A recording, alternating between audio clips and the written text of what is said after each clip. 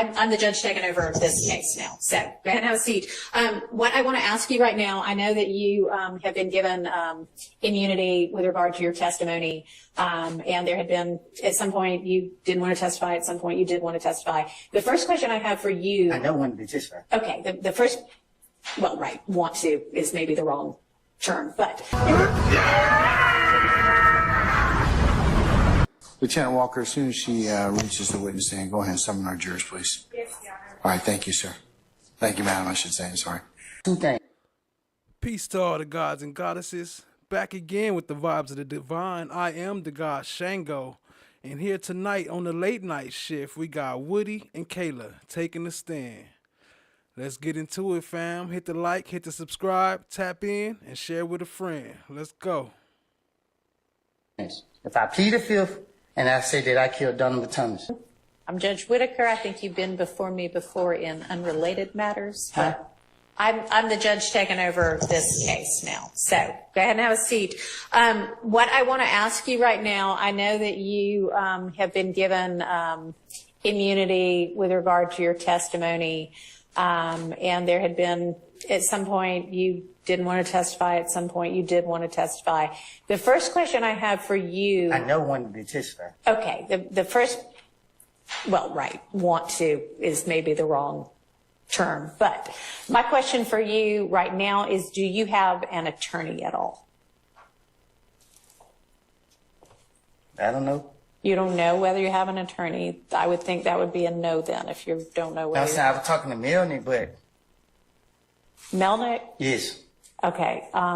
Didn't he ask to be relieved as your attorney, and did you sign something saying that's okay, you can get out of this? I don't. You don't remember? Okay. Does anybody know whether that actually occurred? I don't believe it occurred. Okay. I believe that Ms. Bumpass, I know she was stand-in. And she was stand-in, and I believe something was said on the record to the effect that Ms. Bumpass was relieved. But yeah, I know she was. There was nothing about Mr. Melnick to my knowledge. Okay. Maybe we. There was. Ms. Bumpass actually said yesterday, I believe, during her testimony, that Mr. Melnick had directed her to tell Mr. Copeland that he could either exercise his, Well, she's not to testify. Right. Or if he chose to testify, according to Ms. Bumpass. Yeah, I remember she said, there's this paper I'm supposed to get him to sign. I'm trying to figure out whether it got signed. So I never got Mr. Melnick off my case. Okay, so he's still your attorney then? I guess. Okay, all right. Well, then that's the answer we've got for that. All right, so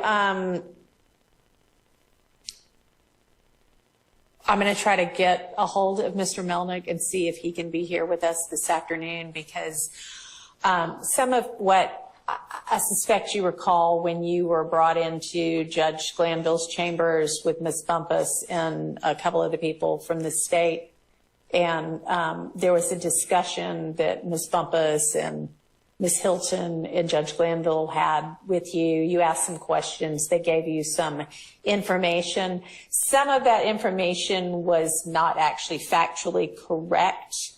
And I want to make sure that you have the opportunity understanding what it is that the immunity order means, understanding what the potential consequences are if you do testify or if you don't. We're basically going to kind of start over and So do if I that don't over. testify, Huh? So if I don't testify, how long you gonna hold me in jail? So, I mean, that's still an issue that you can be held in jail through the end of this trial. But I'd rather have Mr. Melnick here to advise you about the potential drawbacks and benefits of what, if there are any, This of any trial of right your. here? To the end of this trial, Yes. not the other people. So if you testify, you get out of custody and you stay out of custody until you're done. And then if I don't testify, I have to stay until when? Until the trial is over, until all the defendants have been, I've got these 6 that we have here now, and there's another 6. No, there's another 12. There's another 12 or thereabouts that are still outstanding in various forms or another. Can I speak with her for a second? Yeah, sure. Not as far as I believe, but the state, what, did you want to do some further research on that? Yes, just to advise the court Okay. of Okay, so came from. I just wanted to know, first off, do you have an attorney? Because if you do have an attorney, then your attorney may have some information, advice, and research for me about that. So I want to make sure that I tell you the correct thing about that, okay? So we're going to take a lunch break in a little while, and why don't we plan to have you back here on standby at least. I don't know who was in communication, but we need to reach out to Mr. Melnick, see what his availability is. So just be on standby in case I need you here like at 2 or 3 this afternoon. 2 or 3? Yeah. Because He pulled out his phone. But why she act like she didn't know he was there later? She already told him to be on standby, right? So why she act like she didn't know that he was there on standby? we're about to take a lunch break before too much longer. So you're okay to leave for the next couple of hours, but stay where whomever reached out from the state can reach you to let you know whether you need to be back here this afternoon or potentially tomorrow instead, okay? All right. All right, thank you.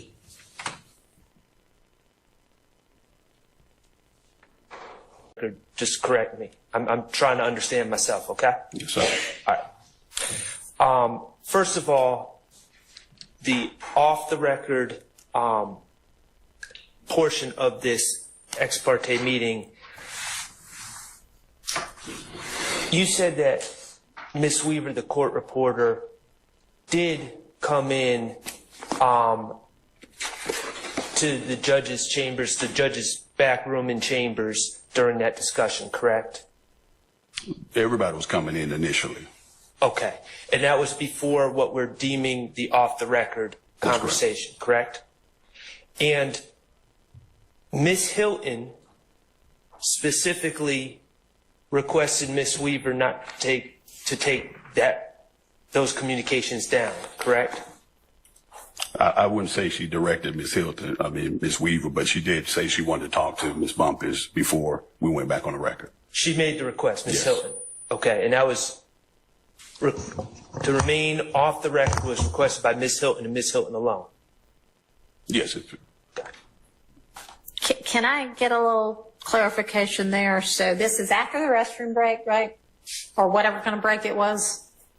Yes, Judge. Okay, and when Ms. Hylton said, I want to speak off the record to Ms. Bumpass for a minute, was Judge Glanville already in that room by then or not? He had stepped in and then ended up stepping back out. Okay, and so, all right, Yeah. thank you. And you indicated that during this off-the-record portion, Ms. Hylton stated to Mr. Copeland that she would not pursue perjury charges unless it was a blatant lie.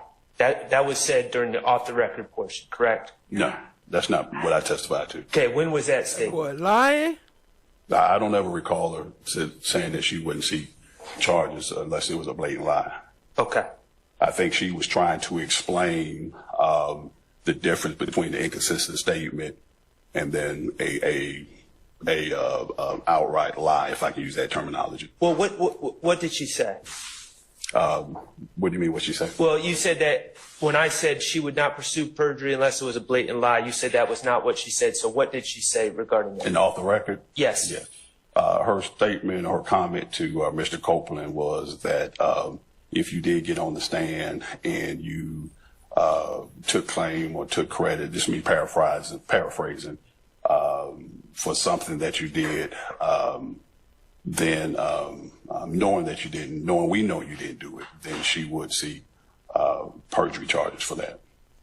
That's what they're going to do. That is what I was saying. You will be right back. But if you say something that you know you did not do, like you admit to something you know you did not do, whether you, like murder don't have, no statute of limitations, right? But if you didn't do it, I can't charge you with something you didn't do because I don't have any other evidence but you saying it. But y'all don't like, you can charge him with false statements and he will be back in jail. That is what I'm trying to say. But if I know that you are lying about that, I don't intend to do that. But if I know right now he's lying, I know he's lying. I'm not going to charge you because I don't know your reason for doing that. But I'm not going to charge you when I know you didn't do what you were trying to say you did now. And that can be a part of this. I know you didn't do it. Okay. And you indicated, my understanding of your testimony is you indicated that at some point Ms. Hylton specifically referred to getting on the stand and claiming responsibility for the Donavan Thomas situation. Is that correct? Yeah, if he took credit for something he didn't do, yes. But specifically, it was stated the Donavan Thomas situation, correct? Yes. Okay, and that was out of Ms. Hylton's mouth? Yes. Okay, so Ms. Hylton specifically, during the off-the-record portion, referenced Mr. Copeland taking credit or taking responsibility for the killing of Donavan Thomas. Yeah, it didn't come exactly like that, but yes, it just yes. And Ms. Hylton specifically said that if Mr. Copeland did that, she would seek perjury charges against Mr. Copeland, correct? If he got up and he took credit for something he knew and he didn't do, yes. Well, you keep going back to you didn't do, but in the fact is in that off-the-record portion of the conversation, it wasn't just generally something we know you didn't do. She specifically said it was both. Killing. Okay, so it was specifically something we know you didn't do, and she also said specifically for claim responsibility killing of Donavan Thomas. Two things. If I plead the fifth and I say that I killed Donavan Thomas. Okay, so to your recollection, if you recall, prior to Ms. Hylton, did Ms. Hylton just bring Donavan Thomas, that case, into the discussion, or did Mr. Copeland say something that Ms. Hylton was responding to when she warned him not to take credit for the Donavan Thomas killing? Ask the question one more time. What did Mr. Copeland say before then that prompted Ms. Hylton to start talking about Donavan Thomas's murder? Mr. Copeland didn't say anything. I can only, I believe Ms. Hylton was attempting to just explain because he had received use immunity, not to go in and try to claim something that he didn't do because he received use immunity. So your testimony is Mr. Copeland didn't bring up Donavan Thomas, but Ms. Hylton brought up the Donavan Thomas murder. Right. Did Ms. Bumpass bring up the Donavan Thomas murder prior to that? Not that I recall, no. And how was it determined when Ms. Weaver was going to start making a record of this meeting again? I don't know how it was determined. Did someone call her in? Did someone ask her to start recording now or taking minutes now? Yeah, I believe if you're asking what made her prompted to, yeah, Yes. yeah, we said, I don't recall if it was Ms. Hylton, but Ms. Hylton may have said we're finished talking, and we called everybody back in. And instructed the meeting to go back on the record? Instructed that the meeting should go back I on don't the know if we record? instructed, but we were clear to go back on the record. What was your understanding, if you had one, of why you were having this ex parte meeting? Objection, relevance. Sustained. At what point were you initially told that you're going to this ex parte meeting? Objection, relevance. I want to know which part he was there for. The beginning part, he said he came with Ms. Hylton. I want to clarify. Ask your question again. At what point did you become aware that you're going to this ex parte meeting? I'll allow that. I believe that morning. And when you say that morning, was it before the meeting began? Do you know when the meeting began? It was before. Okay. It was before the meeting. And who alerted you that? Ms. Hylton, I believe. Yeah, because of course we had to escort him over to the judge's chambers. And was it did you escort, when you say them, who did you escort to the scene? Say it one more time. Ms. Hylton. And was Adriane Love already there in the meeting, or did she come with you or go after you? She was already there. All right. Now, how often, besides this day, have you had these type of meetings with Judge Glanville? With me, just this one. How about with other people that you know about? With Judge Glanville, no. Never happened with Judge Glanville. Well, in this case. Just this one. Okay. All right. Thank you. Did anybody tell you that that was not to be told to other people who are not invited to that meeting? What's the relevance of that? No. Why didn't you, as an officer of this court, tell me? And that's not what the point is. The point is, you as an advocate, is you should have told me. I got a problem with you now. I got a problem with you now. I would suggest you don't say any more. Now you want to have it both ways. You can't do it. Both sides have an equal responsibility under the rules of professional responsibility. All right, have a seat, sir. Thank you. The state of Georgia, I objected to it, made a statement that I somehow knew about this beforehand, which is not true. So I want to ask if anybody directed anybody to tell somebody from the defense, not tell anybody from the defense. I'll allow it. Your Honor, I did not represent to the court. That's fine. She always It's got all right. something to say. I'm going to allow the question. Sit your ass down. No. If I understand you correctly, they didn't want to tell me not to say anything. One more time, you spoke very fast. I'm sorry. Was your question, did anyone tell me not to say anything about this meeting? Yeah. No. Did you tell? Correct. I didn't. Tell somebody from the defense, not tell anybody from the defense. I'll allow it. Your Honor, I did not represent to the court. That's fine. It's all right. I'm going to allow the question. No. If I understand you correctly, they didn't want to tell me not to say anything. One more time, you spoke very fast. I'm sorry. Was your question, did anyone tell me not to say anything about this meeting? Yeah. No. Did you tell anybody about the meeting? Did you personally tell anybody, me, any of the other defense lawyers, any of the people accused of this meeting? No. Thank you, Your Honor. Yes, Your Honor. Okay. Can you flip to page 41 and take a look at, well, the end of 40, starting at line 20, and then review that through the rest of the rest of page 41.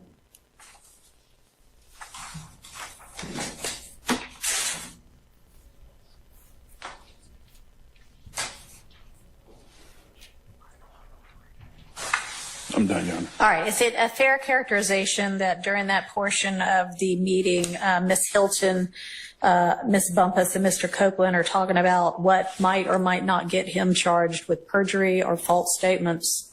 Yes. And does Mr. Copeland raise the issue of murder and whether it has a statute of limitations? Yes. Okay. And does Ms. Hylton at some point after that talk about if she knows that he's lying about something and there's no other evidence, what that might or might not result in?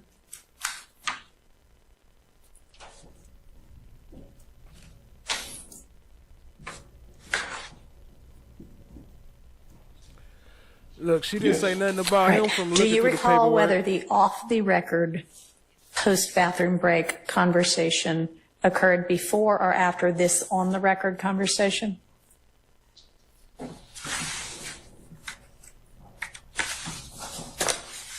Give me just a second. Let me look a little past just to make sure. Sure.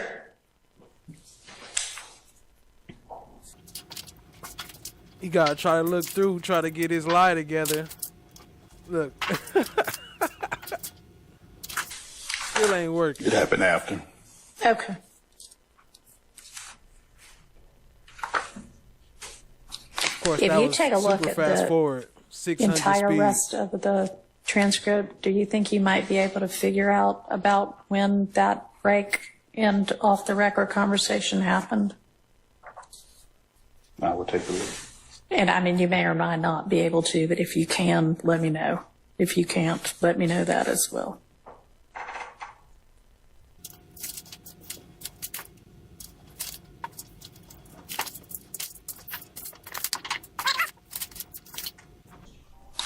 Page 52. Can you find out whether that's somebody who has a Rule 22? And if it is not, they cannot come back in with that phone. Thank you. Go ahead, I'm sorry. Exactly, Melissa. She was like, I would rather you go from 52, memory. Around 13, 14. Okay. When we come back in, yeah, I think somewhere around in there. Okay.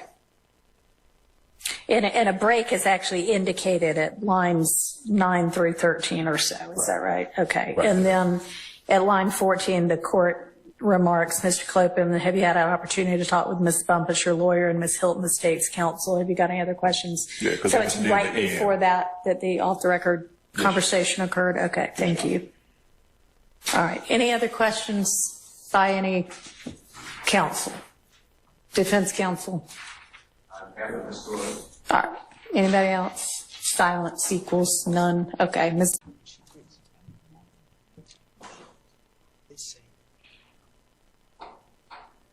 Hi, Mr. Melnick. Good afternoon, Judge. We can't get enough of you. All right. So the reason I have asked again for you to join us, and thanks for doing this by Zoom at very short notice, but so I have essentially determined somewhat with agreement of the parties that we are just going to start over with Mr. Copeland. And he has an immunity. There is an immunity order in place. He has immunity protection. And I plan to bring him in and find out what he wants to do. And I would like for him to be counseled. And I just had him in here a couple of hours ago and asked him if he had an attorney. And he seems to think that you are his attorney still. And so I'm checking in with you to find out whether that is the fact, either still or again, whether you're going to be representing him, because I'm looking for somebody to just ensure that he is properly advised of what the immunity order means, what he could face contempt-wise, what perjury means, what inconsistent statement means, you know, the typical things you would want to advise your client who's going to be a witness in a criminal case. Sure. So I've talked to him about all that stuff. Okay. And so are you his attorney currently? I am his attorney. Yes. Okay. All right. So, and you're representing him that you have in fact already advised him of all of those things? Yes. Okay. All right. So I would propose to, unless he just wants to come back this afternoon. I mean, I did think I told him to be available maybe 3-ish. But if you want to be with us by Zoom, but are you available tomorrow? Facts at Felicia and Chan. She low key be showing bias, but she be trying to keep it low key. So it's hard to catch. I'll say that. To be here in person, if we can have him here in person. That way, if he does have questions as anything's going along, and we're not going to take testimony, I just want to find out tomorrow, does he have any questions? Make sure we clear up a few things, and then, you know, find out what his intent is as to whether he's going to testify in this trial or not. We're just essentially going to wipe all of what he already testified to and start over. Your Honor. He should be there right now. Okay. Oh, he's here right now. Okay. Apparently he's outside. Yeah. So, do you want to just stand by with us? And if he has any questions? Sure. Okay. And Your Honor.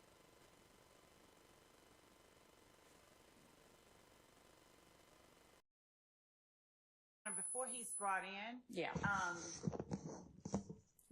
I would object to him being asked at this. I'm gonna just talk about. Your Honor, I would object under all of the circumstances for a number of reasons to him being asked at this point whether or not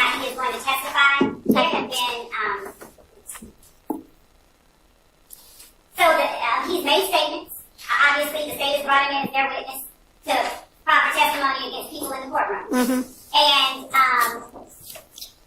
he's made representations, true or false, he's made them regarding concerns that he has. He's made them in previous interviews with investigators, not just you. So, Your Honor, in the interest of not having sort of the opposite effect on him, and I'm not suggesting the court would, I'm just suggesting that perhaps asking him at this point might have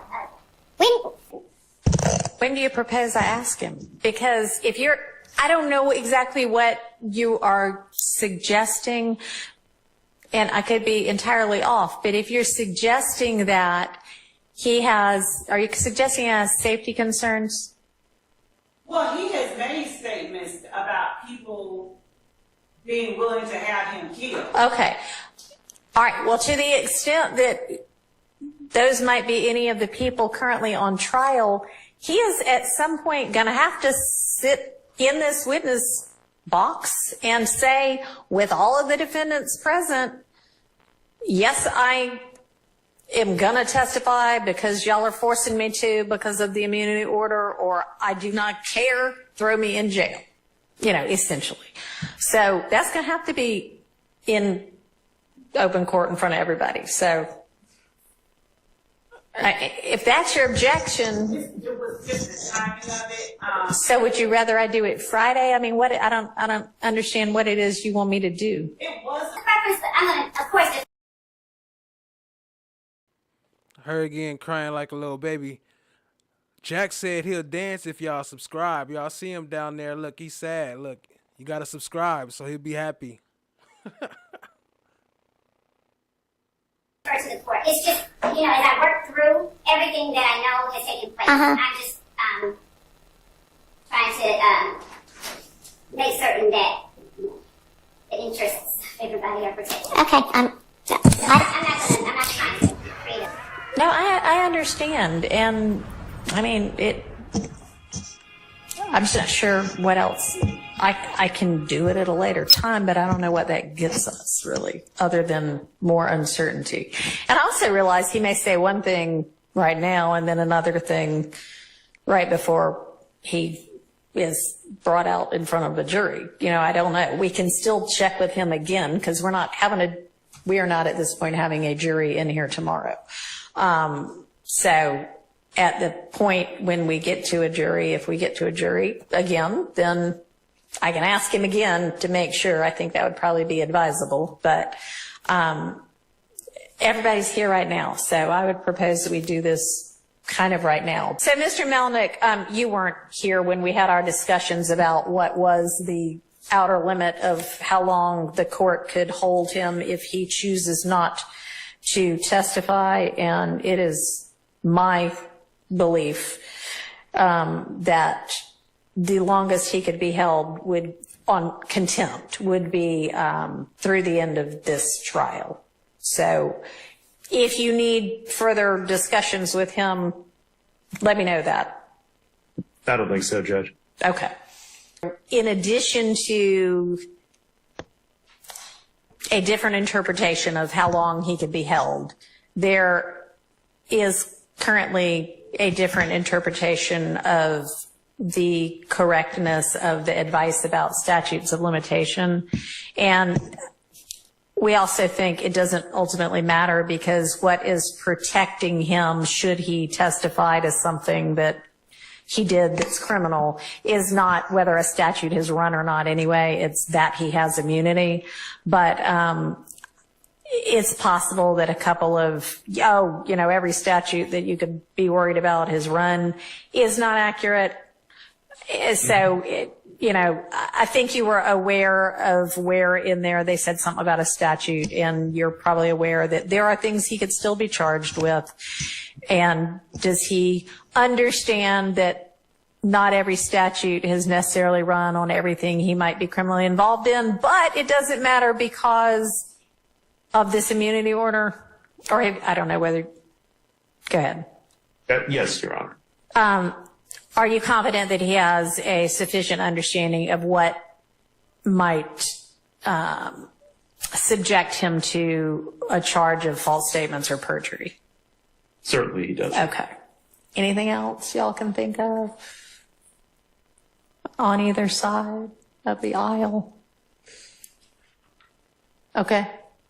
Yes, Judge. Can we inquire as to whether or not Mr. Melnick, and I'm sure he has had an opportunity to discuss with him any potential federal ramifications he may have in regards to his testimony here? Okay. And I my interpretation of the immunity order is use and derivative use.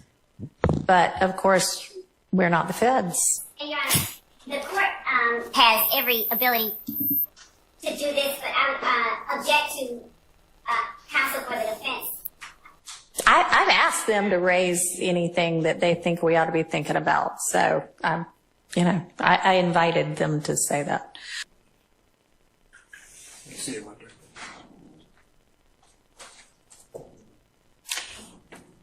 All right. Hello again, Mr. Copeland. Your attorney, Mr. Melnick, is with us by Zoom right now. You can see him on the video screen and he can see you. If there's any time you want to talk to him privately, let me know that.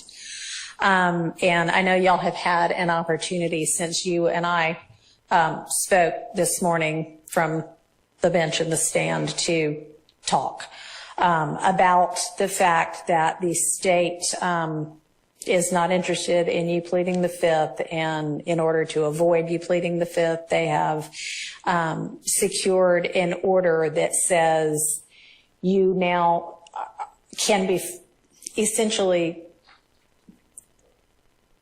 compelled to testify because we are acknowledging that anything that you say, we cannot prosecute you for a crime other than perjury or false statements based on something that you might say that would otherwise incriminate you if it weren't for this immunity order. And if knowing that you still choose not to testify, the court can and will hold you in contempt. And what happens in that event is that you go to jail. And the length of time that you could be held in jail for if you don't change your mind and say, okay, I guess I will take the stand, is through the end of this trial. I don't know how long it's going to last. I think previous projections had been February or March of next year. I don't know yet, but I guess that's not outside the realm of possibility. But it would only be through the end of this trial. It would not be through the end of whomever else might be severed from this case and tried later. And I know Mr. Melnick's talked to you in more detail about that. So I want to see if you have any questions of the court about that. I didn't understand. Now you said at the beginning. Didn't understand anything. All right. So no, I'm saying, like, I heard you, but I don't know what you're talking about. Okay. So tell me what it is that you'd like more information about. You said something about what they said about immunity? Yeah. What you mean? Okay. Little Woody said, that's what he's trying to say. He's trying to say he didn't have to ask for this. But he doesn't have to ask for it. Now that we've given it to him, because that's on us. So now that we've given it to him, it's in order. He can still choose if this is the road he wants to take. Then he'll just stay in custody until the trial is over. Oh my God. And then we say the trial is over. Every last defendant has been tried. Not just these 6, the other ones too. I done did longer time. All right, Mr. Copeland, I'm telling you that you are literally immune from prosecution from anything else you may say. That's that. So the choice is always up to you. But we wanted to put on the record, the state does not want you in custody. What the state would like you to do is purge yourself from. What purge yourself mean? Okay. Does anybody, I think I've got the order. Mr. Melnick, have you reviewed the immunity order with him? Oh, you saying it's the same from last time? Hang on a second. Yeah, the same one as last time. Yeah, Yes. that one. So that's the one I'm talking about. And that is still in effect. So you're saying that changed? Facts at Melissa. Let me speak on that real quick. I think it is going to be a mistrial. I mean, I think she already knows it's going to be a mistrial. For one, they just trying to keep Glanville safe and try to keep it from being a mistrial with prejudice. And for two, I think they might be trying to pin it all on Love and letting her just run her mouth and let her keep going so she could tear it all down. I don't know. Let me know what y'all think. But appreciate y'all being here. Hit the like, hit the subscribe, tap in, share with a friend. But good thought. I like that, Melissa. has not changed. All right. So what has changed is it's my opinion that I cannot hold you in jail if you refuse to testify beyond the end of this trial. I think you had maybe been told something different earlier, and I don't think that is So I ain't got to wait accurate. till every defendant that's not here. Correct. But you would, if you choose not to testify despite this order, you would potentially be held in jail through the end of this trial, which might be February of next year, might be March of next year. I really don't know. It ends when it ends. And the state has 100 more witnesses, and I don't know, any defendant might also have witnesses. So it could take a while. But that would be the end of it, would be the end of this trial. Okay? So do you have any other questions? In facts, Felicia, you know Love using him, and they don't even really care about him. They just want to use all the testimony so they could bring in the rest of the murders, but or the rest of the crimes or whatever. But like Love said before, this her building blocks. So without him, without Woody, it's gonna be tore down. And like you said, that's why he out there living his best life, because he know they're gonna try to lock him up like a mug after this, because he tearing down their case. Appreciate y'all being here. Okay. And do you want to talk to Mr. Melnick any more about this particular issue? No. All right. So I'm going to ask you right now, because I'm planning to have the jury back on Monday. And I am going to tell them, we would essentially start over, because I want you to have a voluntary, to an extent, choice and knowing choice whether to take the stand and be questioned and cross-examined or not, knowing that if you do, other than if you lie, as Mr. Melnick's discussed with you, and it's something the state knows and can prove, they could charge you with perjury or false statements, but they can't, if you incriminate yourself about another kind of crime, they cannot use that to charge you with a crime. And they can't say, Well, can I speak? You can, I yeah, have if you told have the a, state. huh? I have told the state I have lied and lied and lied and lied. I know. And, So how are they going to be able to question me? I mean, that'll be their problem. That's their case to make or not make. I mean, that's not for you or me to worry about. So They said they're going to be able to charge me if I lie. Like, when it's up to them to choose when I'm lying. not prior. You've said you've lied and lied and lied in every, I don't know what you've said, but let's even say you've said you lied in every statement you ever gave to the police. You've said you've lied and lied and lied in every, I don't know what you've said, but let's even say you've said you lied in every statement you ever gave to the police. If you get on the stand and say that again, or She said that she don't know what he said, then said what he said, and said, if you get on the stand and say that again. Like she ain't been watching. or if you say, all right, this one was the truth. That one they cannot charge you with perjury for, because those are things in the past. What they might be able to charge you with is, I don't know, I mean, give me an example of something that you know he didn't do, and, well, maybe not. Never mind. Don't do Can I that. give you an example for what they told me? Yeah, yes. And then I'll see whether that's what I think or not. Yes. So she said that the only reason she won't lock me up, I just want to know if it still applies. Okay. She said if I do two things, if I plead the fifth and I say that I killed Donavan Thomas. Okay. She said if I don't say them two, she will not lock me up. All right. What was the first one? Pleading the fifth. Say it again. Taking the fifth, Judge. She like, yeah, let's focus on the first one. Let's not get too much into that Donavan Thomas thing. Taking the fifth. Okay, right. And you can no longer, so taking the fifth means I might say something that gets me in criminal trouble. I might give you evidence against me that you could then use against me. That's what it means to take the fifth, is say, I am not going to give you evidence to use against me to charge me. When they give you that immunity order, immune just basically means we can't do this anymore. It's like if you get an immunization, oh, I'm not going to get the measles now, right? Because I'm immune from it. Because it's like getting. Facts at Chan. She is kind of excited about telling him that, because she know that's gonna make him not have a problem with going to jail. He like, these little 6 months, that's nothing. And the trial might not even last that long because it depend on him. So it might be over just from him going to jail and saying he's not going to testify. They might not even be able to continue with this trial. So, and then now he don't got to wait for the 6 or 12 more. And then facts to Dean Thomas, she has 2 mistrial motions sitting. Yeah, she holding them off because she got to dig all the facts. She got to dig through before she decide. And that's why she always be saying, if the trial continues, if we go on, if the jury comes back, if, like, you know, she be real strong with them ifs. So appreciate y'all comments. Keep it coming. You know, you a shot that says, I can admit to a crime on the stand. They can't charge me with it. And I say that I killed Donavan Thomas. They have said you no longer have a privilege against self-incrimination because we have committed to not being able to prosecute you, not being able to bring criminal charges against you because of what you say. We cannot take that evidence and use it against you. We can't take that evidence.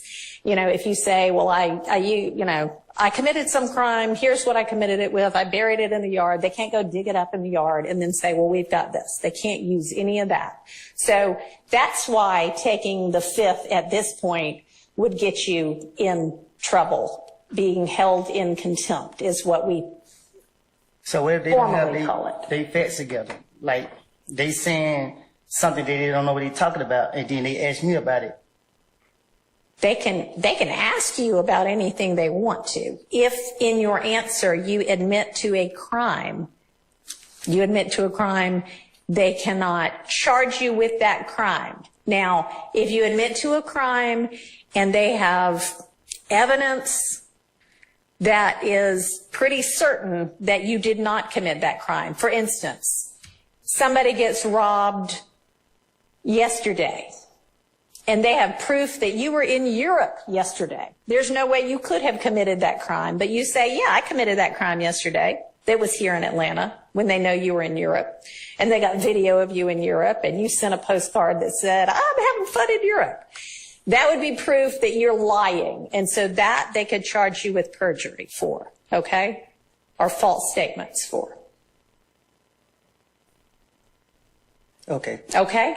So what I want to know from you is when we have the jury back on Monday and you're still under subpoena, so you're still obligated to come.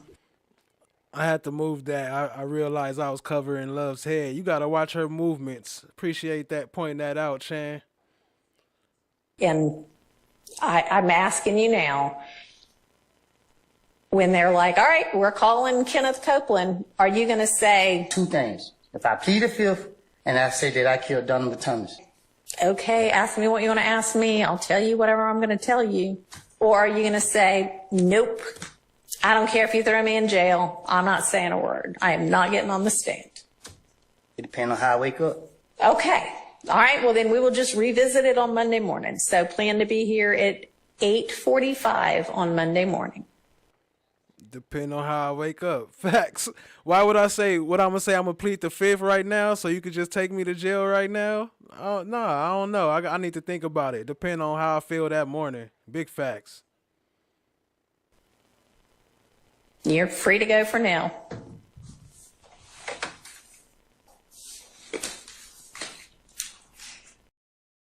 Turning over things to the defense. I don't have it. So to the extent that they want something like that, I'll give it to them. I don't mind. All right. Well, like I said, if it comes up later, unfortunately, I'll be put in a position I'll deal with it. But, you know, disclosure is probably the better course in everyone's circumstance. And I'd remind the defense as well, if you've got things that because you've opted in reciprocal discovery, you need to turn those over timely and appropriately. I think that what you just heard, though, is forgetting that the witness said to the district attorney and investigator Randolph, I do not recall anything from 2013 because of trauma. That is total. Well, if it's memorialized. She said that to me, to be clear. That is Brady. For a witness to say, I don't recall, for whatever reason, that is impeaching. Your Honor, that is a statement that goes against, and can be, that's why prior inconsistent statements, and it's an inconsistent statement. That was not turned over. The point I'm trying to make to you is what I said. And I don't accept the representation that was just made, because these are examples of Brady. So I'd like all Brady to be enforced. That's all and it's not that I want something or I requested, or these are the rules. Okay.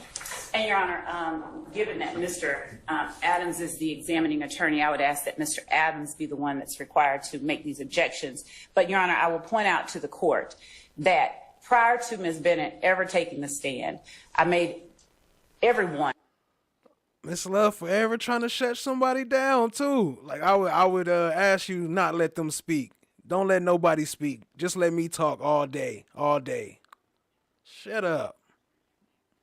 Aware that she was claiming that she blocked out a whole period of time. On direct, I asked her, did you say you blocked out? She has testified that she said things did not happen. She never told us that. She never told us that.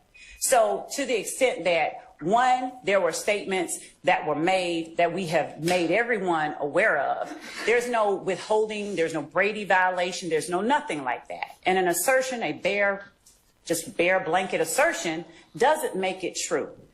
Secondly, if there were a statement given to me in the presence of an investigator, not only have we provided all of our witnesses, made ourselves available to make the witnesses available to them.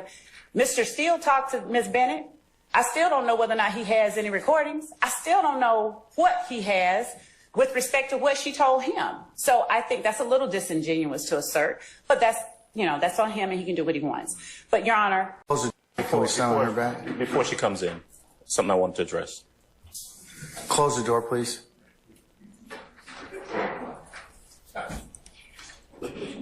So we broke about an hour and a half ago, and my recollection, my understanding is that the court instructed the state to turn over whatever text messages there were to us. If they exist, yes. Right, and I believe Madam Prosecutor indicated that she would do so. We've not received any text messages whatsoever. I would like to have those before I recross Ms. Bennett. And then we did receive a correspondence from the state. They sent us a video, so they had time to send us something in regards to her arrest on the day before yesterday. But we do not have any of those text messages, and I would like those turned over to us prior to my recross of Ms. Bennett. Do we have any such messages, Ms.love? I'll screenshot online. Did she say mines? To counsel, and then ask that our people who communicated with her screenshot this.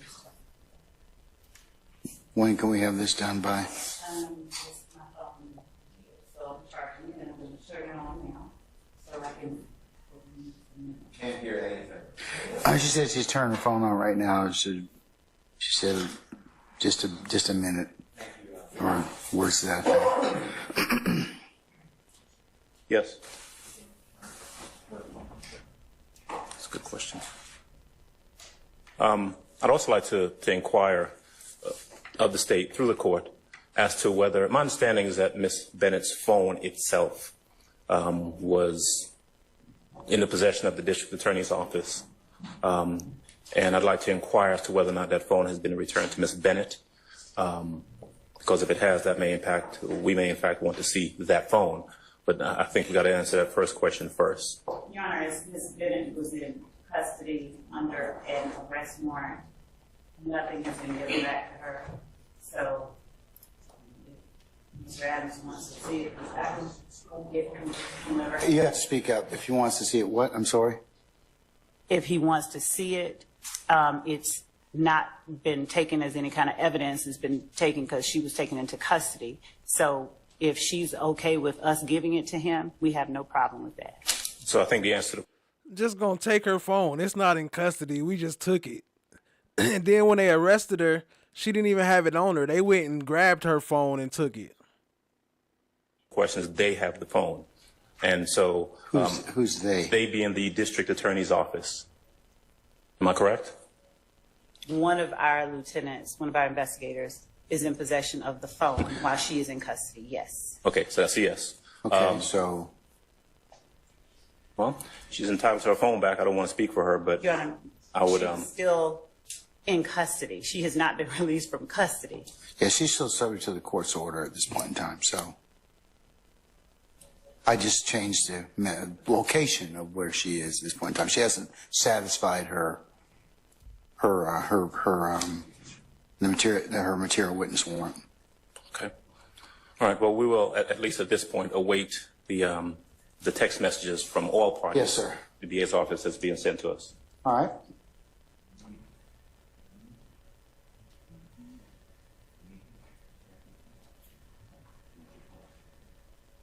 Does the court have any objection to us requesting of Ms. Bennett, once she is released from custody, whether we can have her phone? I'm not gonna answer that question for a lot of different reasons.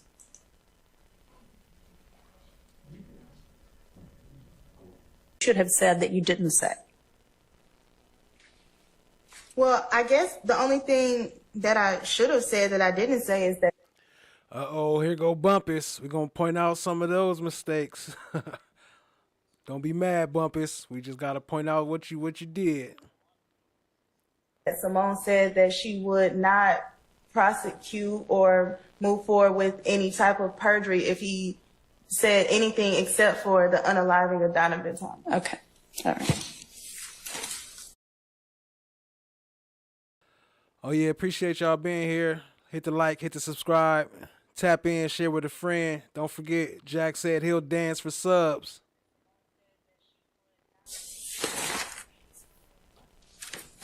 All right. So when is it that you actually reviewed and read this transcript?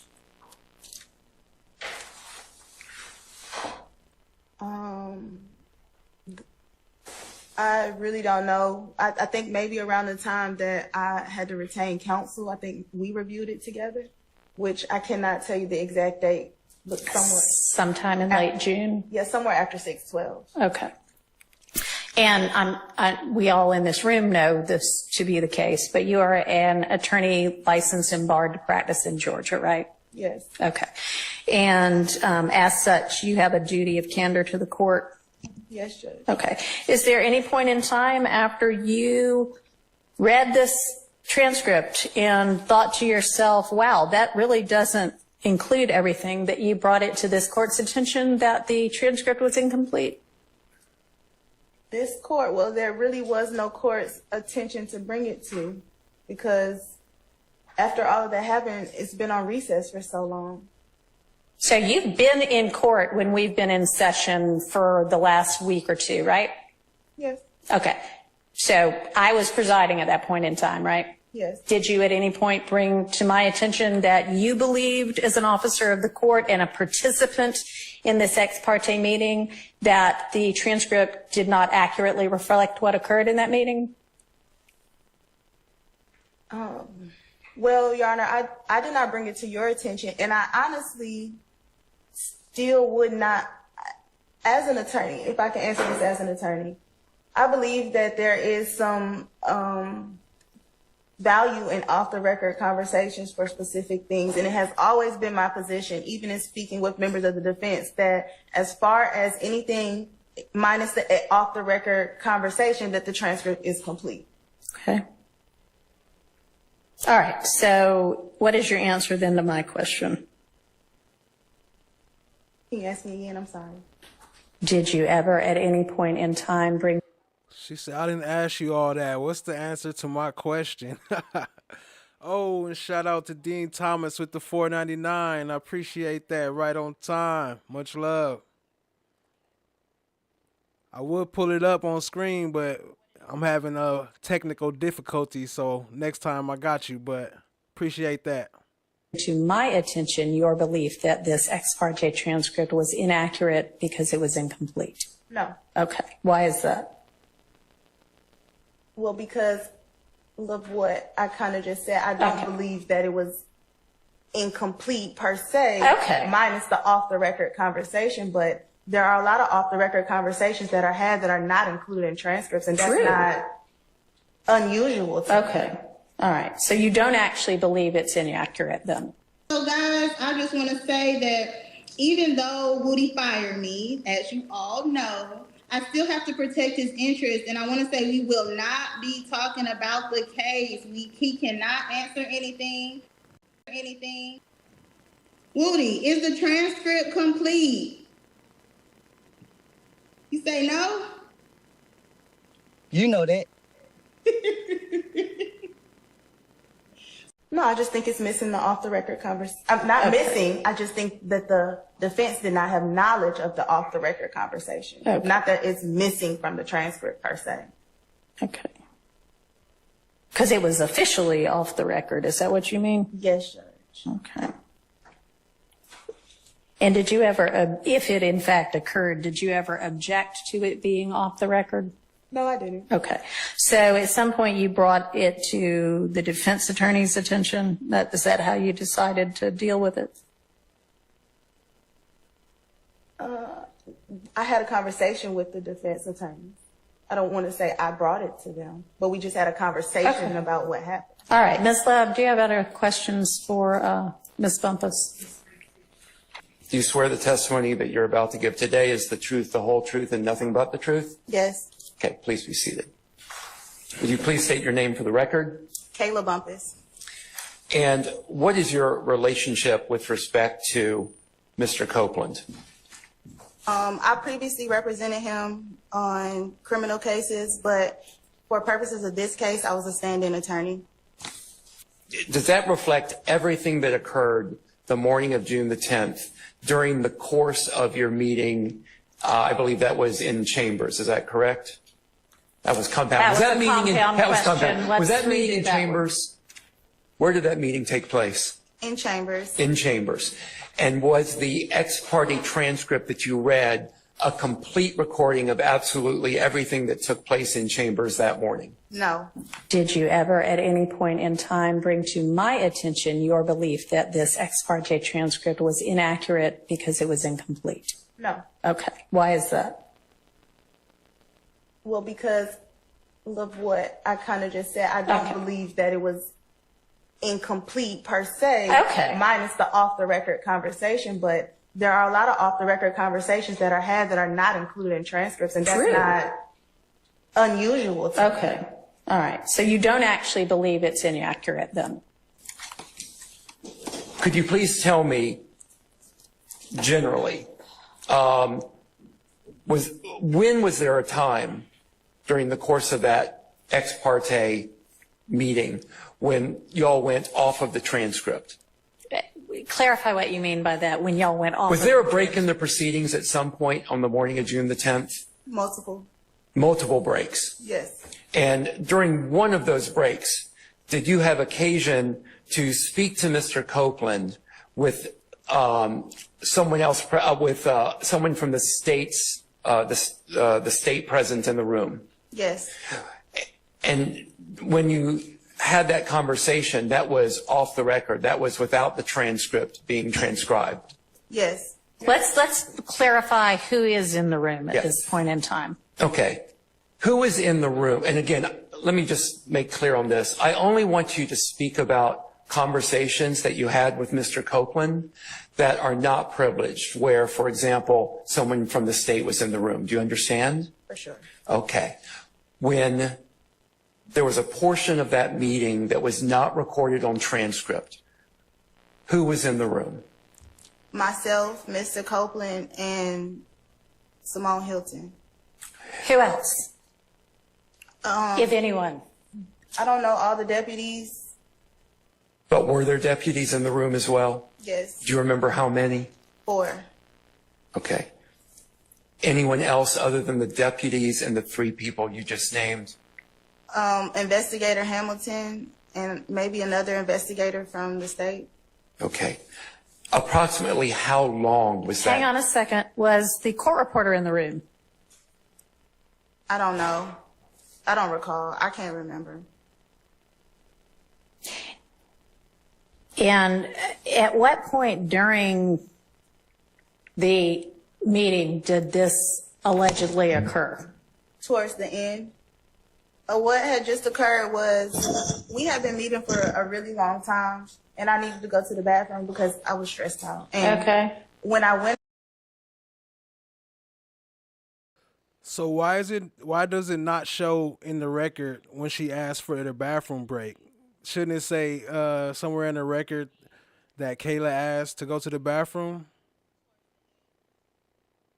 outside in the hallway, Simone was outside in the hallway, so I guess she didn't want to be in the room with Mr. Copeland while I stepped out. That's all I can think of. So she was outside. She met me in the hallway, and she said, Okay, hang on before you get into what anybody said. Right. Hang on, because why would she leave Copeland in a room in there by herself with them if she is attorney? Like, shouldn't they all go to break at that time? So y'all are in chambers. Like, paint the picture for me. You're in chambers, and then and what happens for you to then leave chambers to go to the restroom? I needed a break. Okay, and so you leave chambers. Yes. And Ms. Hylton leaves chambers. I don't know when she left, because when I left, she was still in there. But when I came from the bathroom, she was in the hallway. Okay, when you left chambers to go to the restroom, who was in chambers at the time that you left? Mr. Copeland, the deputies that were with him, about 4, Ms. Hylton, the investigators from the DA's office, the judge, and the court reporter. Okay, so you took a bathroom break. Yes. And as far as you know, you left, and then you have no idea when or if anybody else left. But when you came back, Ms. Hylton was in the hallway. Yes. All right. Well, then that's not the part we're talking about. No. Well, I think it leads up to the part we're talking about, and that interaction with Ms. Hylton may Okay. be relevant to where we're about to go. All right. Could you please describe the exchange you had with Ms. Hylton in the hallway? He had to grab his interview back. Like, hold on, you turning this into interrogation. Hold on. So she asked me, I think I get what you're saying. I think I get what you guys are trying to say. And if he's trying to do what I think he's trying to do, then that's not going to work. And I said, well, I don't know what you're referring to, but I guess we can come back in and you could talk to him about it. Okay. And so when you said you can come back in the room and talk with him about it, was there any further exchange in the hallway? No. What happened after that? We go back in the chambers, Excuse me, we being you and Ms. Hylton. me and Ms. Hylton. You go back into the chambers, and then would you say again who was in the chambers when you went back in? Well, Mr. Copeland had then went to the restroom, so it was just me and Ms. Hylton in chambers, and then they bring him back in. Did you and excuse me, I don't mean to cut you off if you hadn't finished. No, then the same other people. Okay. When you and Ms. Hylton were in the chambers prior to Mr. Copeland returning, did you and Ms. Hylton have any further conversation in the chambers? No. Okay. When Mr. Copeland... Hang on. So, and when you and Ms. Hylton go back to the judge's office, there's nobody else there but the two of you? And probably the investigators from the state. You don't remember? Well, the deputies had to take Mr. Copeland. Okay, so Mr. Copeland was gone. Yeah, he was in Was the court reporter there? Yeah, she was there. Was the judge there? If you remember. I don't remember if he was in there. Okay, so you and Ms. Hylton have a private conversation in chambers? No, we don't talk. Okay, y'all just walk back in, and then what happens? And then everybody comes back in. Okay, who is everybody? The judge, Mr. Copeland, the 4 deputies. She said everybody. The 2 investigators from the state. Okay, we're just going to take it slowly, step by step, okay? Okay. All right. So those individuals return. Does Judge Glanville return to the chambers? Yes.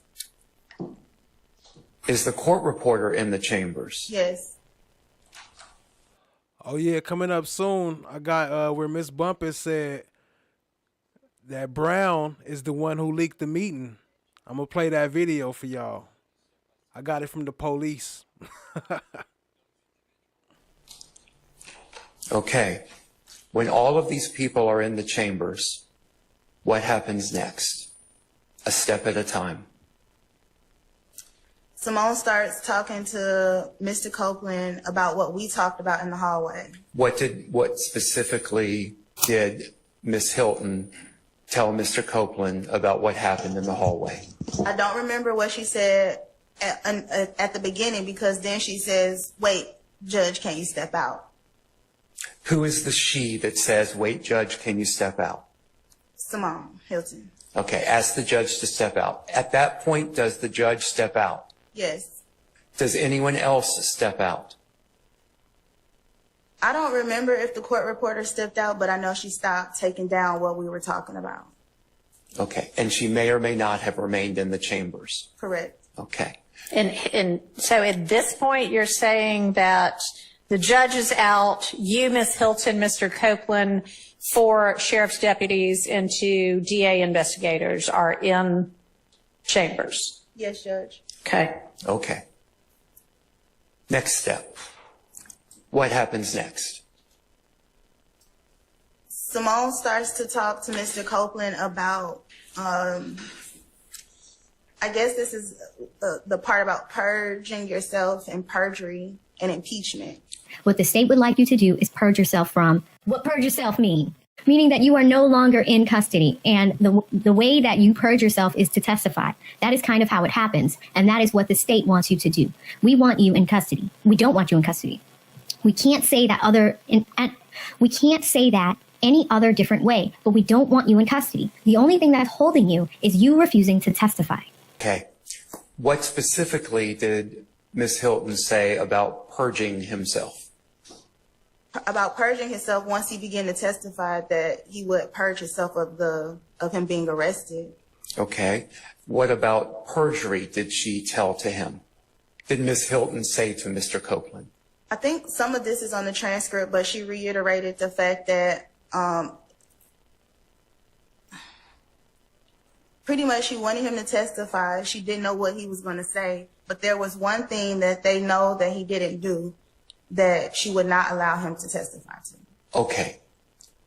What did Ms. Hylton tell Mr. Copeland was the one thing he knew, she knew? All right, let's not assume any of this, because this is your witness, so don't lead her, okay? Okay. So when you say that, what did Ms. Hylton specifically say regarding that?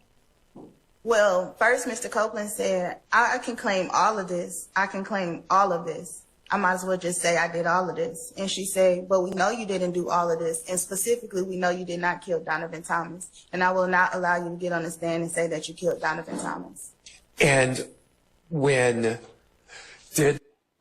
Hylton knew this was coming up. That's why she took that vacation. She was like, nope, because y'all going to be trying to call me on the stand as a witness, and I'm not doing it. I'm taking a vacation. She probably won't even come back. When Ms. Hylton said, I will not allow you to get on the stand and say you killed Donavan Thomas, did she say anything else with respect to that?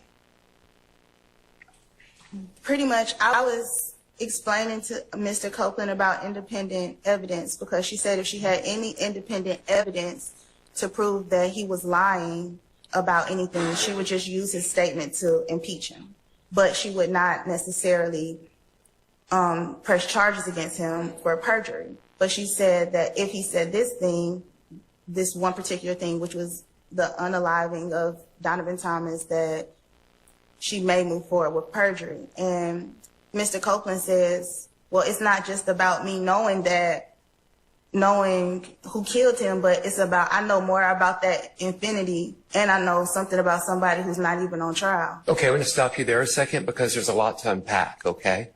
So, man, I got the clip for the infinity too, but it was too much stuff. I didn't want to keep y'all all night, but I'm going to have that come up soon. I'm going to make a video just on that part. Appreciate y'all being here. Hit the like, subscribe, tap in, share with a friend.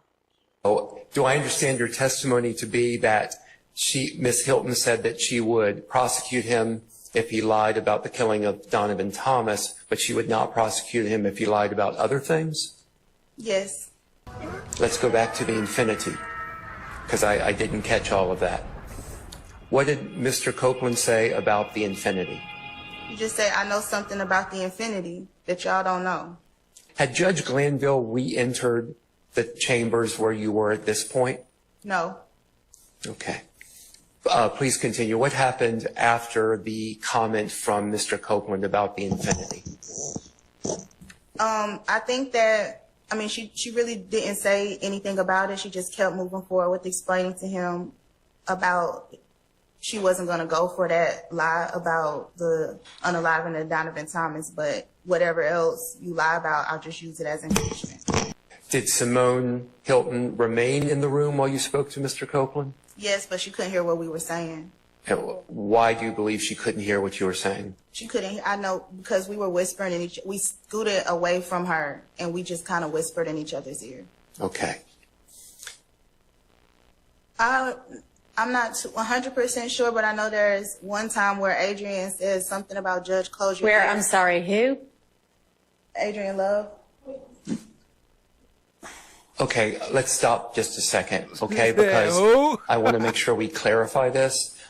I believe your testimony earlier was that Ms.love was not in the room, at least during this portion of that meeting. Is that correct? That's correct. Are you referring to another portion of the meeting that happened that morning?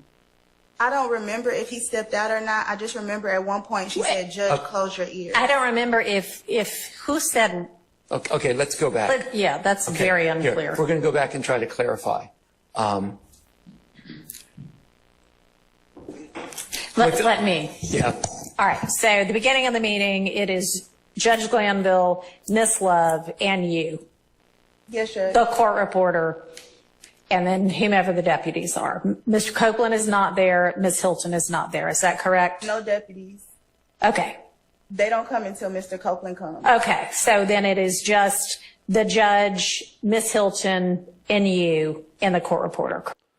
So another quick point about the infinity, since I didn't put it in this video, I'm gonna have it coming up later. But the main thing is that the grill marks was going diagonal, right?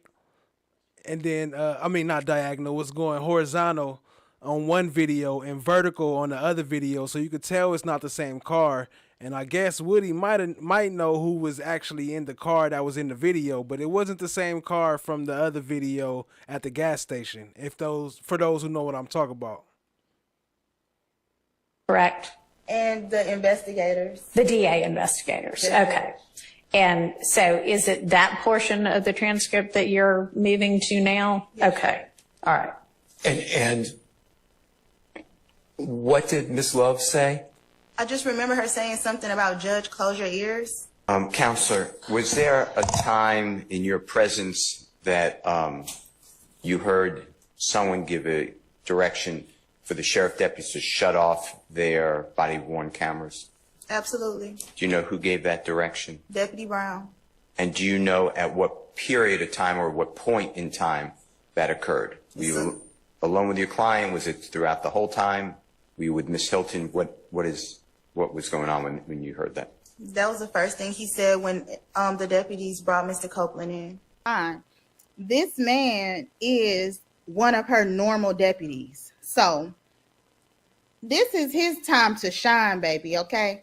He is normally assigned to Judge Whitaker. He knows her. Whatever he says is going to be law.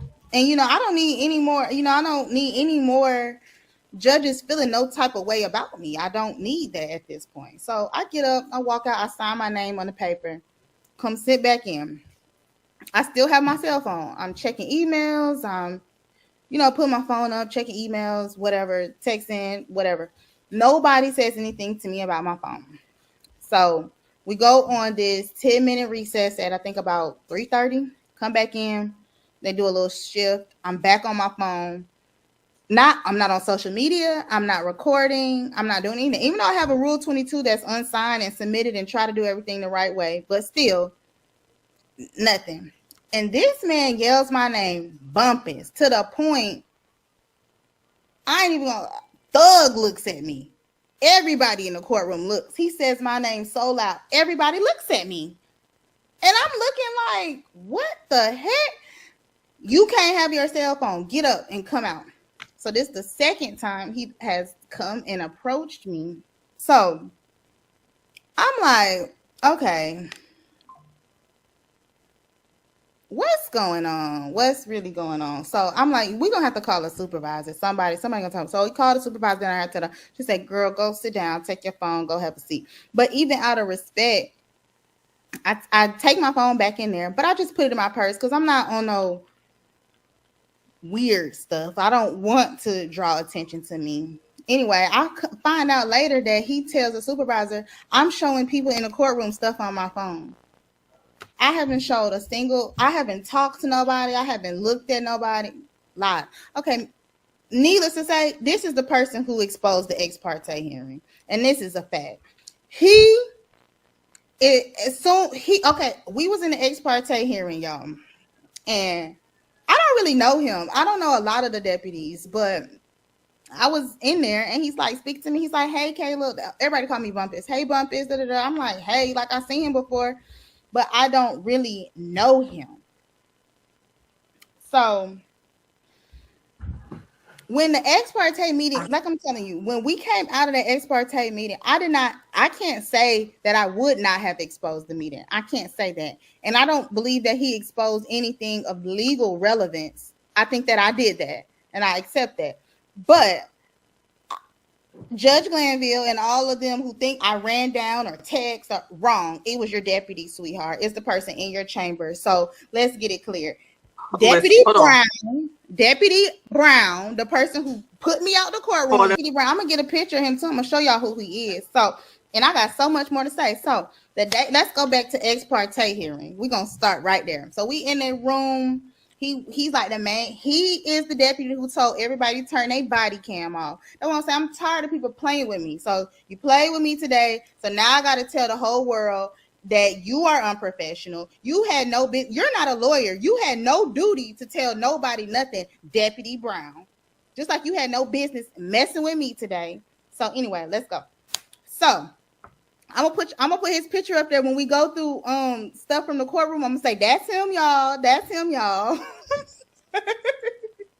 Okay, so we in the see, I'm tired of people playing with me. He played with me today, so now he has to get exposed. I've been protecting him for a month and a half. I've been knowing who it was. I haven't said nothing. But at the end of the day, you embarrassed me today. You embarrassed me almost. Really, you embarrassed yourself because, and that's what I told him when I walked out the courtroom. I said, thank you so much for the content, sir, because I'm going to let you know at the end of the day, I said, I can't wait to get on live about you tonight. So I hope Patrick Labat is watching. I hope that he knows his deputy is the one who went down and told, which I'm glad he did it. Whatever, kudos to him. But at the end of the day, sir. So then we in the meeting, he talked to me, he cool, he was real nice to me. So when everything went left after you got 5 minutes, Brian going to jail, I'm running out of court, that man wouldn't look at me. On the day on the next day after the ex parte, that man would not look at me. His whole energy, his whole vibe completely changed. He would not even look at me. People from the DA's office told me they were in a group chat and they had him as the suspect who leaked the ex parte meeting. Okay, that was number one. I had other deputies tell me who believed it was him. And I had people who knew for a fact it was him tell me that it was him. So I'm going to court tomorrow. And I hope Deputy Brown is there. I'm no shame in my game because, baby, people finna stop bullying me. I'm so tired of people bullying me. I'm going to make sure my Rule 22 gets signed. But what I'm trying to say is, the point of me even saying this is that if deputies and judges treat lawyers like this, imagine what they're doing to regular people who have no voice. So it's not about me being messy. It's about, what is your reason for messing with me? What is your reason for bullying with me? I'm sitting in this courtroom, I have no recording going. And I don't have no reason for you to be messing with me and you just come and pull me out. That's embarrassing to me as an attorney. First of all, the spotlight already on me. Judges already looking at me. Other attorneys already looking at me. Whether it's good or bad, people are already looking at me. And now you are further. And then you allow this man, this judge, to mess with me for weeks when you know what you did. Hey, Deputy Brown, like, stop playing with me. And now, you know, I hope that everybody sees this, and that I hope Judge Glanville sees this, and I hope Judge Glanville issues me an apology, because you sat there and told the world she, when it was he, sir. A high level of emotional tension, if that's a thing. Okay, were people getting louder than we're speaking now? Yes. And who was that person or people? Simone. Okay. And when you were talking about Mr. Copeland not being permitted to take responsibility for the killing of Mr. Thomas, you know what I'm referring to? Yes. Did Mr. Copeland in any way take responsibility for that killing that day to Ms. Hylton? Pretty much, he just said, you don't know what I did or didn't do. Okay. And that was said to the prosecutor about the killing of Donavan Thomas? Yes. Look at it. No one's trying to trick you. It says on page 40, towards the bottom, it's the Honorable Yes. Judge. It's fine. If you need to look at it, if you don't need to look at it, that's fine. Just let the record reflect. It should be on page 40. If you need it, it's June 10th. It should be 2024 ex parte conference that you were part of. And Judge Glanville says something to the effect, I'm not looking at, this is not a quote, but it appears to be to Mr. Copeland, do you remember when Ms.love told you that as long as you don't tell a bold-faced whopper, something like that. Do you see that? Yes. My objection is that the question itself assumes a fact that has not been established. Sustained. Read what it says, if you don't mind. Since it's Tell me what page we're on again.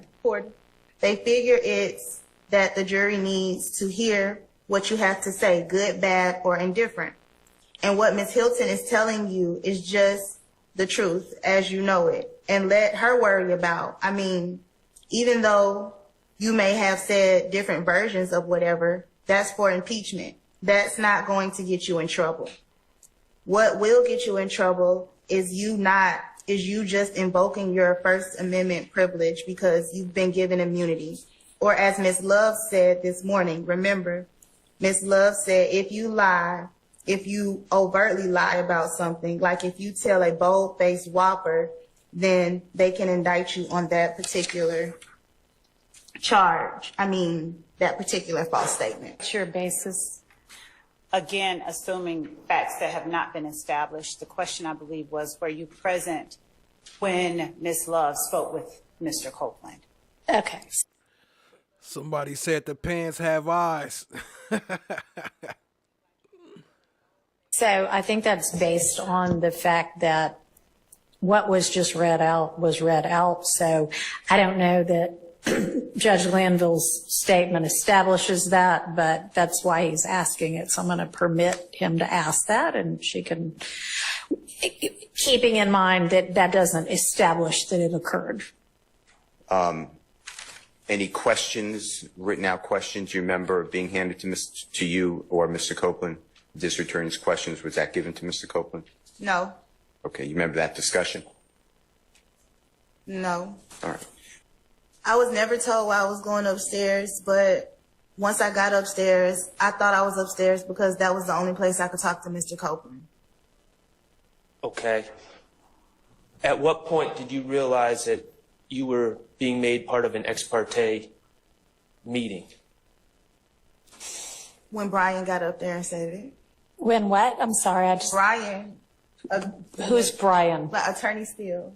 Okay. Got up, and that was the first time I really realized that anything had happened, because I had been sitting there and I did not realize what was happening.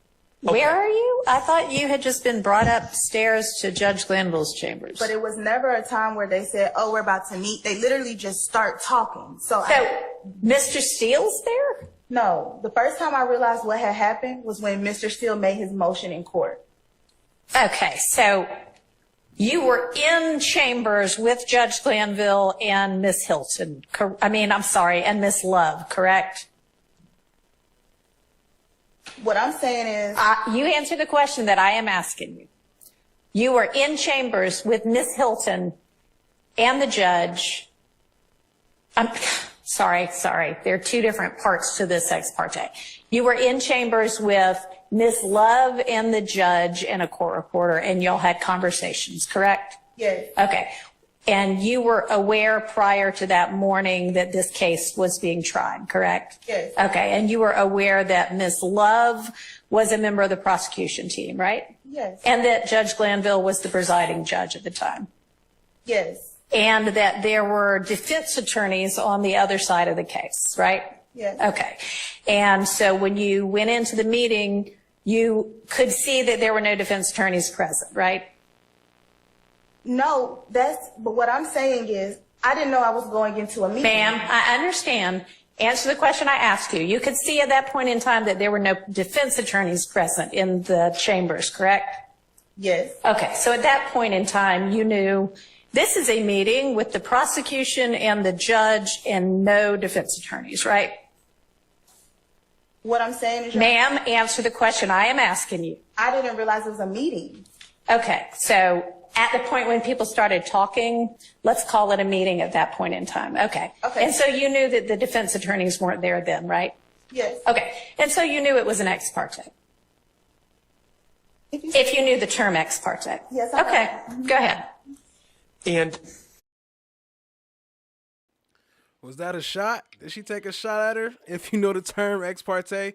But it makes sense though, right? Like if you've been studying law all this time though, like how would you not know it's ex parte? You said first y'all was standing outside of the judge's chambers and then y'all went inside. Like obviously I was meeting there without the defense. But I don't know, maybe she was like, shit, I'll just hold on to this till later. And I'll use it later and give it to the defense. in the meeting, who initiated the conversation about the purpose of the meeting? Was it you? No. Okay, who was it? All right, let me ask y'all a question. I can read what's in the transcript. So unless there's, something that we're saying occurred before, the court reporter said, okay, I'm ready whenever y'all are. I don't need an exposition of who said what. I can see it, okay? Okay. Do you have any memory of Ms. Hylton and me being in the room while you were in the room with Mr. Copeland? I have some memory of all of us being in the room for a very brief moment of time. When you say all of us, who is all of us? You just asked me, do I have any memory of you, Ms. Hylton, and Mr. Copeland being in the room? I remember at one point you came back, but I can't remember exactly what happened while you were there. Is it your recollection that I was there when Mr. Copeland first came into the room? No. And when you say you remember that I came back, where is it that you're remembering that I came back to? I don't remember. Maybe it's when Ms. Hylton came back. But at one point, all three of us were in the room. Who's all three of us? Me, Ms. Hylton, and Ms.love. In chambers. In chambers. Was Mr. Copeland in the room? I don't remember. I just said I don't remember. Well, it's kind of important. We're relying on your memory for certain things, so. Were there deputies in the room then? What I'm saying is if Mr. Copeland was ever in the room with Adriane Love, then it wasn't a long, extended amount of time, and I don't think there was any communication. I remember that Simone left, and it was just me, Adriane. Okay, facts. I agree with y'all in the chat. She most likely could have said like she didn't know it was a secret meeting. Like I didn't know it wasn't supposed to be happening until after. And that kind of makes sense. I could agree with that. Love and the judge and the court reporter.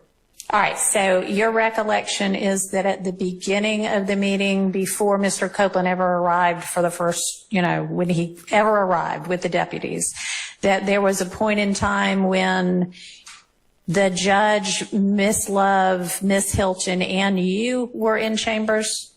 There was a point in time where Ms.love and Ms. Hylton were in chambers with me. I can. You seen Love head pop up? She wants to shake her head no so bad. Not affirming. Love, Ms. Hylton, and you were in chambers? There was a point in time where Ms.love and Ms. Hylton were in chambers with me. I cannot affirmatively state whether Mr. Copeland was there or not, but there was at least 2 minutes of us all being there together. Did y'all have any conversation at that time? I can't recall because Ms. Hylton was doing all of the talking. I honestly believe it was when Ms. Hylton left at the beginning. Did y'all have any conversation at that time? I can't recall because Ms. Hylton was doing all of the talking. I honestly believe it was when Ms. Hylton left at the beginning. Look at Love. When we first got in chambers, when we were in not the judge's office, but all of us were there. Ante-chambers, like outside of chambers, but inside of the door. Yes. Who is all? But that was confusing, right? Because she said Hylton was doing all of the talking, but then she said Hylton wasn't there, or Hylton left, or something. Let me play it again. Of us. Not the judges. I honestly believe it was when Ms. Hylton left at the beginning. Okay, there we go. She said she don't know what was said, but Hylton was doing most of the talking. But then she said, honestly, it was when Hylton left. I can't recall because Ms. Hylton was doing all of the talking. I honestly believe it was when Ms. Hylton left at the beginning. When we first got in chambers, when we were in not the judge's office, but all of us were there. Ante-chambers, like outside of chambers, but inside of the door. Yes. Who is all of us?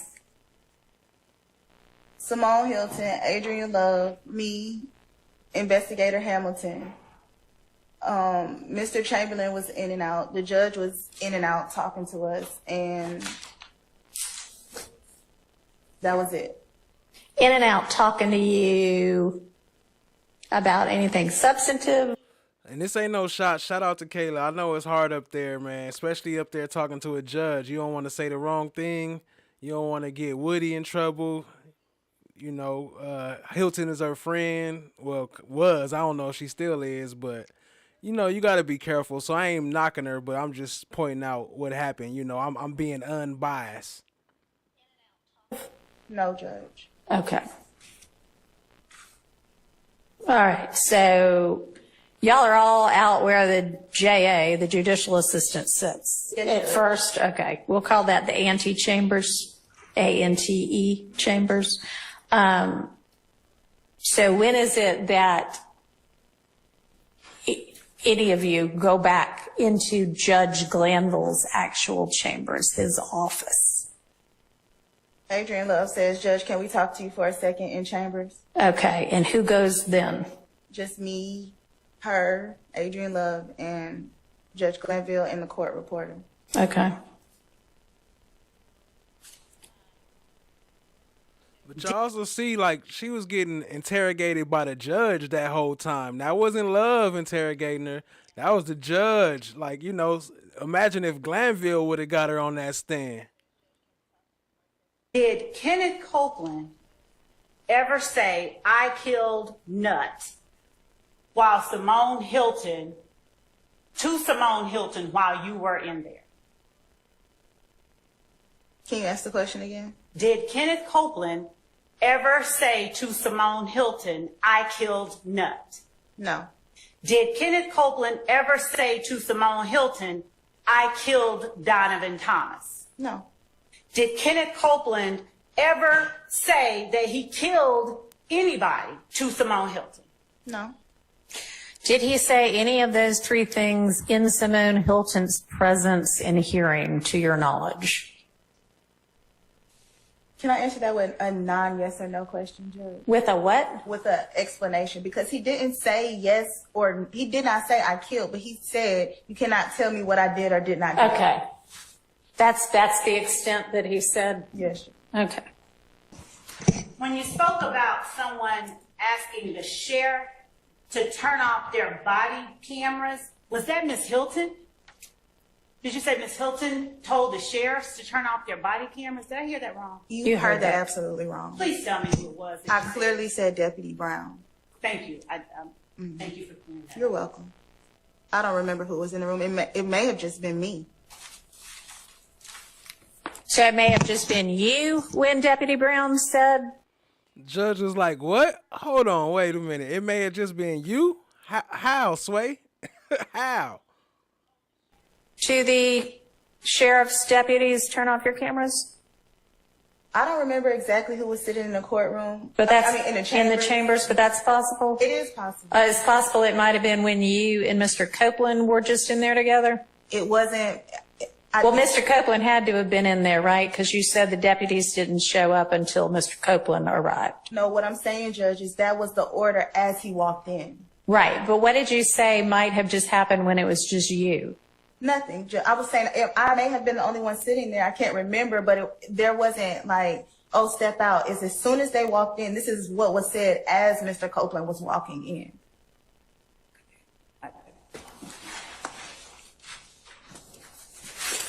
What all of this was that he was talking about? I believe he was referring to everything that... Wait, that's not the question. It wasn't what do you think he meant. It was, did he ever make clear? He said everything in this case. He said the words, everything in this case? I don't know if those were his words verbatim, but that's what he said. Was the court reporter there when that happened? I don't know. This was an off-the-record conversation. Okay, so it was off the... So when what about his words? What words did he say that makes you now say that's what he said if you don't remember exactly how he put it? I said I don't remember his words verbatim. Right. But I was there, and he said, I can claim all of this. I can take all of this. That's what we were talking about. We were talking about this case. Okay. I don't want to say that is a complete lead to the extent, because he said it over and over. He said it various ways. He changed the way he said it. Do you recall what specifically was being discussed at each of the points that he said that? Specifically. Overruled. Specifically, not generally, not broadly, specifically what was being discussed at each of the points where he said, I can claim all of this. The whole conversation was about Donavan Thomas's unaliving. It's about who was in the infinity. What was being asked of him when he said something like that? Nothing was being asked of him. Okay. Did he just sort of blurt it out on his own? Yes. Okay. And what he said was, I know something about that infinity that y'all don't know, and it got something to do with somebody who's not even on the case. Okay. Did he ever make clear what it was that he knew to Ms. Hylton in your presence? He wasn't given the opportunity to. She continued to talk about what she was talking about each other. Okay. So did he ever interrupt her to give her more information or to tell her what it was about the infinity that he knew? No. Okay. When you said, Adriane said, Judge, close your ears. Did you mean to say Adriane said, Judge, close your ears? You? Yeah. Yeah, you. Okay. At what point? She don't like that Adriane, like still calling her lawyer love with the lowercase L. They disrespectful with the names in the courtroom right now. She like, did you mean to say Adriane? You. Yeah, you, nigga. Are you alleging, are you serious? No. Okay. When you said, Adriane said, Judge, close your ears. Did you mean to say Adriane said, Judge, close your ears? You? Yeah. Yeah, you. Okay. At what point are you alleging, are you saying, does your memory tell you that I told the judge to close his ears? I don't really remember exactly what was saying. I don't know if it was you and Simone in there, but something about, we were having a conversation. Me, you, and Ms. Hylton were having a conversation about, I don't remember what we were talking about. And you said it, and then you said, Judge, close your ears. And what did I say after I said, Judge, close your ears? I don't remember. All right, so then it's now your recollection that there was a point in time when you, Ms.love, Ms. Hylton, and the judge were in there and Ms.love was talking. Judge, I've said that she never talked while Mr. Copeland was in the room. Okay, and you don't even remember really whether she was in there or not when Mr. Copeland was in the room? If she was, she Ms.love. It was very brief, but no. Okay, but you said before, I thought, that there was maybe a 2-minute time when you, Ms. Hylton, and Ms.love were in a room together. Yes, that's what I'm referring to. Okay, so that was in front of also Judge Glanville? Because you just said it was, so I'm trying to get clarity. Here's the clarity. He wasn't at the table with us as normal. He was turned around on his computer, but still inside of his office. Okay. So when did this occur during, we have the beginning of the ex parte being Ms.love, all of y'all are standing outside in the ante room and Ms.love says, Judge, can we talk to you for a minute or something to that effect? And then who all gets up and goes into Judge Glanville's chambers? Simone has left to go to do something at that point. So it's just me and Adriane Love. Okay, and who else? And the court reporter. And she says maybe her investigator. I can't remember. Okay. And so the three of you talk for some amount of time, yes. The three of you being Ms. Bumpass, you, Ms.love, and Judge Glanville? Yes. All right. And then tell me when that changes and it becomes more or fewer of you in that room. The first person to join us is Simone when she comes back from court. Okay. And is that at the same time that essentially the same time that Mr. Copeland also joins you? Maybe within a minute or so. They don't come in like at the exact. Okay. So they come in essentially together. And where's Ms.love at that point?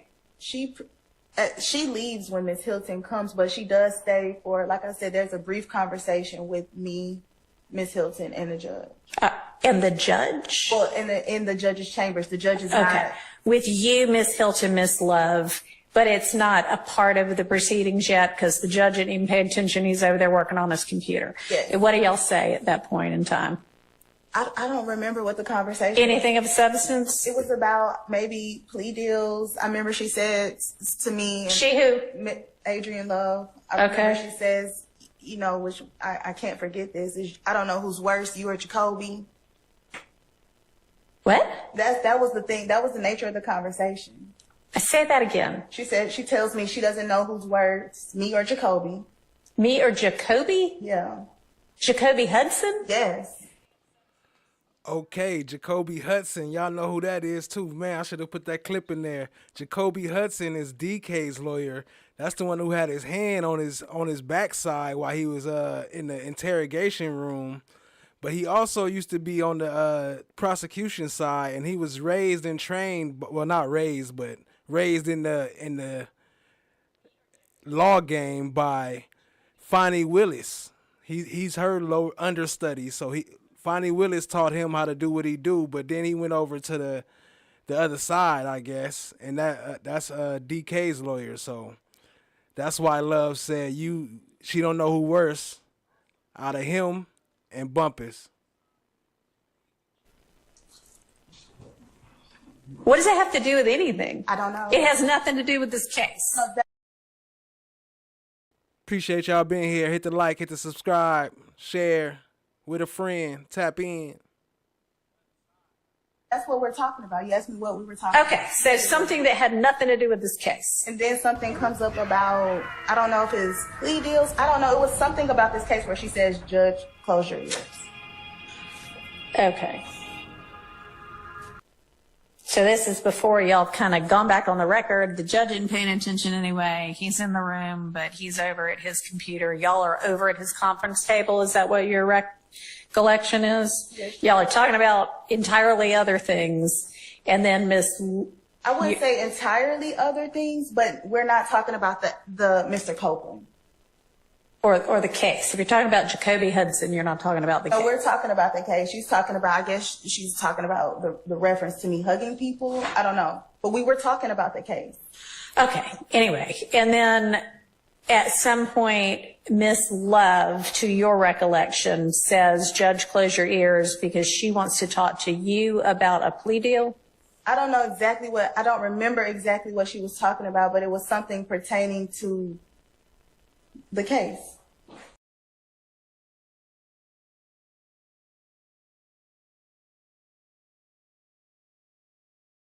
And okay, she doesn't want to talk to me about a plea deal because I'm not a defendant. Right, that wouldn't have made any sense. But she was discussing something pertaining to the case, and she says, "Oops, Judge, close your ears."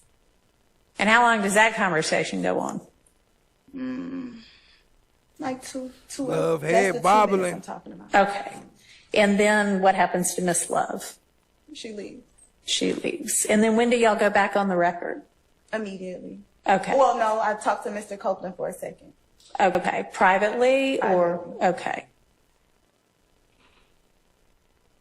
And then y'all go back on the record. And then does the record reflect everything the record reflects? Shout out to the chat. If she was the judge in the beginning, this case would have been over. Accurately? Other than whenever this conversation between you, Ms. Hylton, and Mr. Copeland allegedly occurred? Yes. Okay. Do you have a copy of the transcript in front of you at this point? Yes, sure. Can you kind of point out where this conversation allegedly occurs? It's somewhere around page 40. Okay. Ms. Bumpass, did you tell any member of the defense about the details of the content of the off-the-record conversation that you had with Ms. Hylton? Jack said if y'all subscribe, he'll pull Love jacket down. On June 10th. That I had with Ms. Hylton and Mr. Copeland? Yes. When did you tell them? The same day. Between the time that the conversation between you, Ms. Hylton, and Mr. Copeland ended, and the time that you told defense attorneys all of the details you could remember about the off-the-record conversation, was court in session at any point? I'm sorry, can you repeat that? Was court ever in session between the time that you finished your conversation with Hylton and Mr. Copeland and the time you told defense? What happened in the meeting? Yes. Court was in session during that hour? Had court resumed?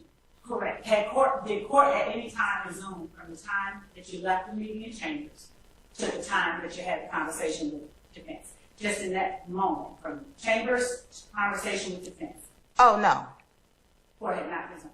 No. I mean, because remember, we came straight down here and sat down and immediately started, so I didn't speak to anyone. Did the court give any indication, did the judge give any indication that he was paying attention to it, whatever the word was? I can't answer that. Did he give any indication? Did you see any indication that he was paying attention? I can't answer that. Yeah, you can. I don't know. I wasn't paying attention to him. So no, as far as you know, he gave no indication. She's asking from your personal observation. Answer it as to that. That's what she's asking you. She said, yeah, you can. As you know, did he give any indication? Did you see any indication that he was paying attention? I can't answer that. Yeah, you can. I don't know. I wasn't paying attention to him. So no, as far as you know, he gave no indication. She's asking from your personal observation. Answer it as to that. That's what she's asking you. I would have to say no, but I would also say I wasn't looking at him at all. Do you see where Ms. Hylton says, Judge, you might want to close your ears? Yes.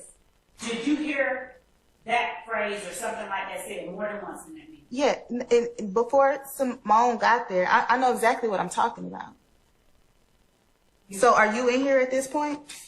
So my only question is, did you hear that phrase more than once in the meeting? I can't remember if it's that exact phrase, but I heard you say something to that extent, and I heard her say that. Okay. And when they spoke with you, regardless of how they got it, did they share with you any details from the meeting? Yes. And what details did they give to you that they already had before you started talking? Objection. This is not Sustained. Okay. So, Ms. Bumpass, you knew to show up for court that Monday because Mr. Melnick had asked you to be stand-in counsel for Mr. Copeland, right? Yes, Judge. Okay. Are you representing that Mr. Melnick simply said that and nothing else? He didn't give you any background about what you were walking into? Well, what I'm representing is I was given specific instructions, and those instructions were I'm standing in for him. If Mr. Copeland chooses to plead the fifth, which I anticipate he will do, then you won't have to do anything else. If he chooses to testify, we have agreed that he's discharging me. Okay. And I made that very clear to everybody multiple times that morning that that's what I was here to do. Okay. But you had no idea that there was an immunity order in place? No. Okay. All right. Does anybody from the defense side have follow-up questions for Ms. Bumpass? I have just a few, Your Honor. Okay. In your cross-examination, you said, quote, she says she is not going to prosecute him for anything other than that one thing, unquote. What is that one thing? I can't answer that. I can only assume it would be the unaliving of Donavan Thomas, but those are the words that she chose to use. When you say unaliving of Donavan Thomas, what are you referring to? I get him being right, Julie. She be straight camera blocking when it comes to certain witnesses she don't want y'all to see. She be over there trying to hold herself in front of the camera. Crazy. Appreciate y'all being here. Hit the like, hit the subscribe, tap in, share with a friend. Killed? During cross-examination, Ms.love asked you about some alleged retaliatory acts. Were those being discussed when Mr. Copeland repeatedly said, I can claim all of this, I can take all of this? Nothing was being discussed. What do you mean nothing was being discussed when Mr. Copeland said, I can claim all of this, I can take all of this? He said that on his own, and that's kind of how the conversation started. What was the subject matter being referred to when he said, I can claim all of this, I can take all of this? Donavan Thomas's murder. Okay. I have no further questions. Or are you saying that in the off-the-record conversation that you, Mr. Copeland, and Ms. Hylton had, that Ms. Hylton told Mr. Copeland that the one thing she would prosecute him for perjury for was if he got on the stand and said that he, Mr. Copeland, was the one who killed Mr. Donavan Thomas? Yes, Judge. Okay. And that she would prosecute him for perjury if he said that. I don't know if she exactly said would, but she was comparing it to things that she wouldn't. Okay. All right. So I guess more of a highly possible situation. That would be the one thing that could get him in criminal perjury type trouble. Okay. Thank you. Yes. Is that the first time? So, Julie, I'm not sure whether or not she already had this vacation planned or not. It seems kind of like she did. But, I mean, actually, I did hear her in court earlier. I don't know if it was last week or something. I'll have to find that clip. But she did say that she would be on vacation. But I'm not sure if it has to do with this. I'm not sure if she planned it. But it is quite convenient, though, I must say. Good question. Shout out to y'all for being here. Yes. Next part of the meeting. Yes. True? Yes. Did anybody, and that's after you were under no restraint, you told the truth? Yes. And that was to myself and the other people you told. Yes. True? Yes. Ms. Bumpass, were you in the courtroom when Mr. Copeland was called to testify after the ex parte meeting? Were you present in the courtroom? Yes. Okay, did you hear the Judge Glanville, did you hear him tell anyone from the defense that an ex parte meeting had occurred? No. Did you hear anyone from the state tell the defense on the record that an ex parte meeting had occurred? No. Was there any discussion about the substance of said meeting? No. Okay, thank you. All right. Thank you, Ms. Bumpass. You are excused. Let's take our lunch break. And I just want to send a quick shout out to Dean Thomas again. I appreciate the $4.99 earlier. And a shout out to Felicia. I don't know if you're still here, but I just want to shout you out also.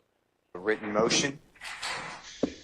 The state yesterday gave us a Dropbox link, and it includes additional telephone numbers that I was unaware of. Okay. Where an expert, he's already been qualified.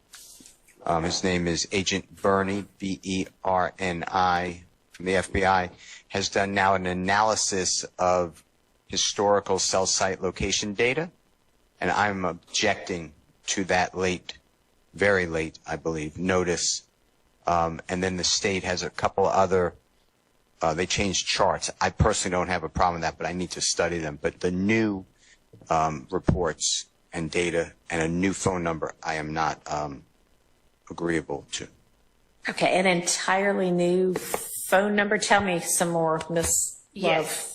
So the new phone number there was another person in the vehicle during one of the murders in this case that investigators were still investigating during the time we began this trial. They were trying to hash out whether or not this particular person was even in the car, if you will, with some of the alleged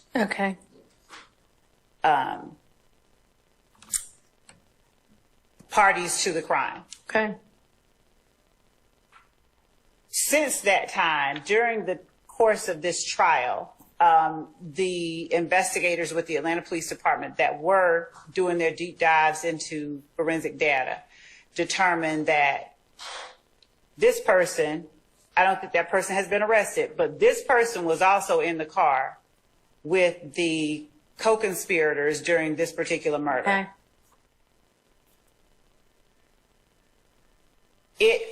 We got it before now, but we got it after the trial began, like between, I think, January and now. And I think it was inadvertent that it had not been disclosed. All right, can I stop you and get some clarification? Yes. When you say we got it, do you mean we got this report from this agent, or we got information that there might have been yet another person in the car and that person had XYZ phone number and that was going to be investigated? So those are two separate things. The report from the investigator, from Detective Bernie, involved plotting. Sure, I understand what that means. When did y'all get that? We recently asked him to plot those two, because the green store is a thing that came up recently during trial, and the other location was. Yo, Jenny D, appreciate that. You got to push exclamation point and then Free Thug. Exclamation point, Free Thug.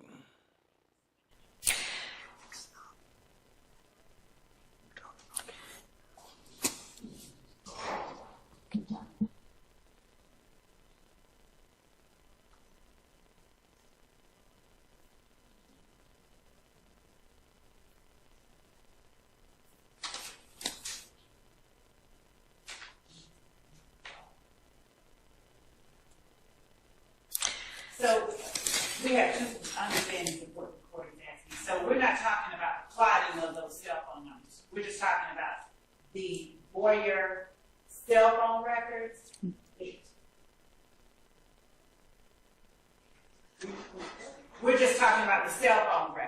We're talking, I don't know what we're talking about. That's what I'm trying to pin down. So hang on. Yes. We were given cell phone records linked to a last name Boyer.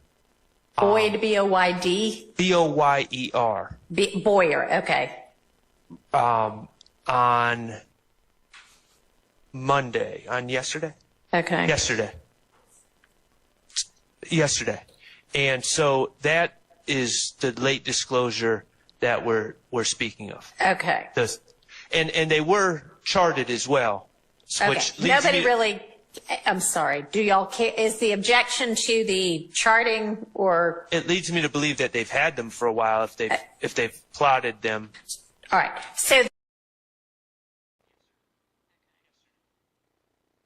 So if y'all hit the chat point combos at the top, like exclamation point, gatekeeper, Glanville, give you for 500 points, then you could summon Glanville.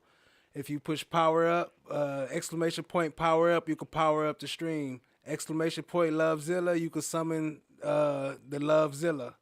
So that's how that works. Appreciate y'all being here. Hit the like, hit the subscribe, tap in, share with a friend. The plotting of the cell site location information report done by Agent Bernie, that's of this Boyer phone number?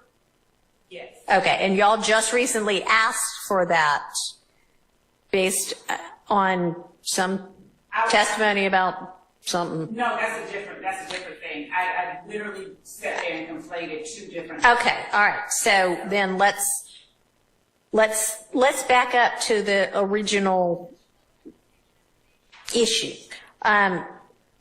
When did you find out that law enforcement believed that there was another person in the car and had a cell number that they were going to investigate with regard to that to find out whether, in fact, that was a reasonable lead?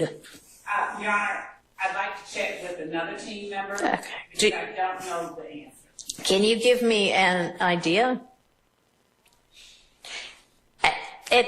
Let me clarify. You said about something that it was sometime between January and May, and that might have been that you got something. What was that about? So the conversation that I had with the team member most recently, like 2 days ago, was that I have to turn over these phone records. Right. This person was someone that they believe might have been in the car. Okay. And they got phone records, and now we know that based on the phone records, this person was in the car. Okay, so when did they ask for, we or they, not we, but y'all or they, ask for the phone records because they thought that might be... I beg the court to allow me All right, find that out. And then, do you know when y'all got the cell phone records? When you said we, I thought you were talking about us. I don't know the answer at all for the Atlanta Police Department, but I can find out. Okay, so unfortunately for you, we equals, y'all equals, the state equals both the DA's office and the Atlanta Police Department. You know that, and I know sometimes there's a little lag in communication, but I need to know, was it, if they were provided to the defense on Monday, was it last week or was it 4 months ago?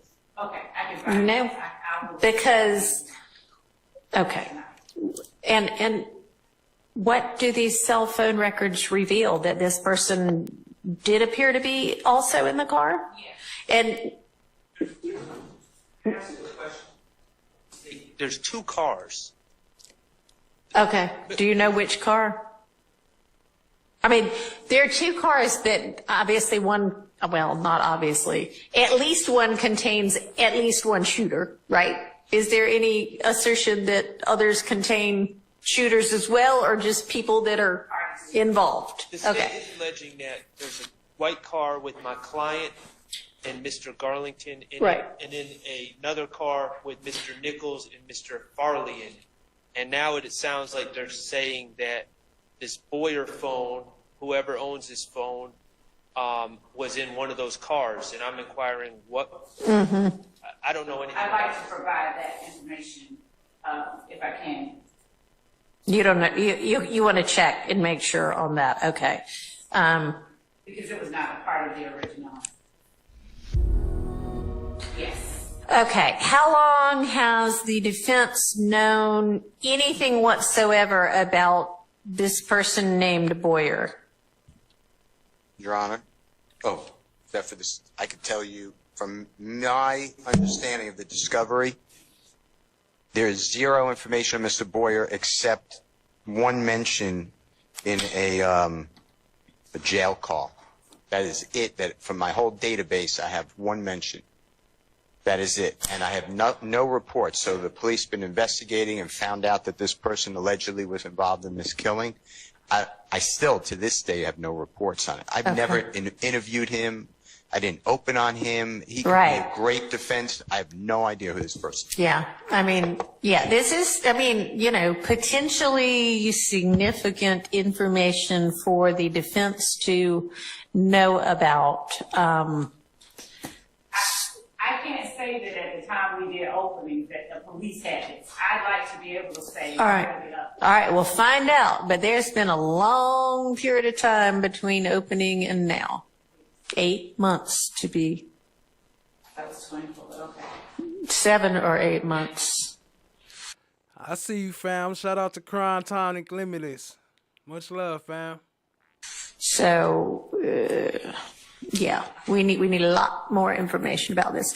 I love how y'all save all of the like bombshells for late in the day, right before we're wrapping. Y'all like going, hey, guess what? So, okay. I mean, it is what it is. Okay. So we'll need to find that out and put that on the record and sort that out tomorrow. Okay, so exhibits, next 30 witnesses, and then you also, I believe, we're going to get by tomorrow actual, like, a list to the defense of here's what we think is a co-conspirator statement, right? Okay, so we'll be waiting anxiously for all of those. Anything else? As if that wasn't enough. Your Honor, somebody I wrote down said that there are 3 Mr. Zachary statements. I have 2. Okay. And I might have misspoken. Did I misspeak? Ms.love misspoke. Did Miss? I might have put a date wrong, but I'm talking about 2015. I think it was August 2015. I believe March 2017 and the proper. So I'm sorry.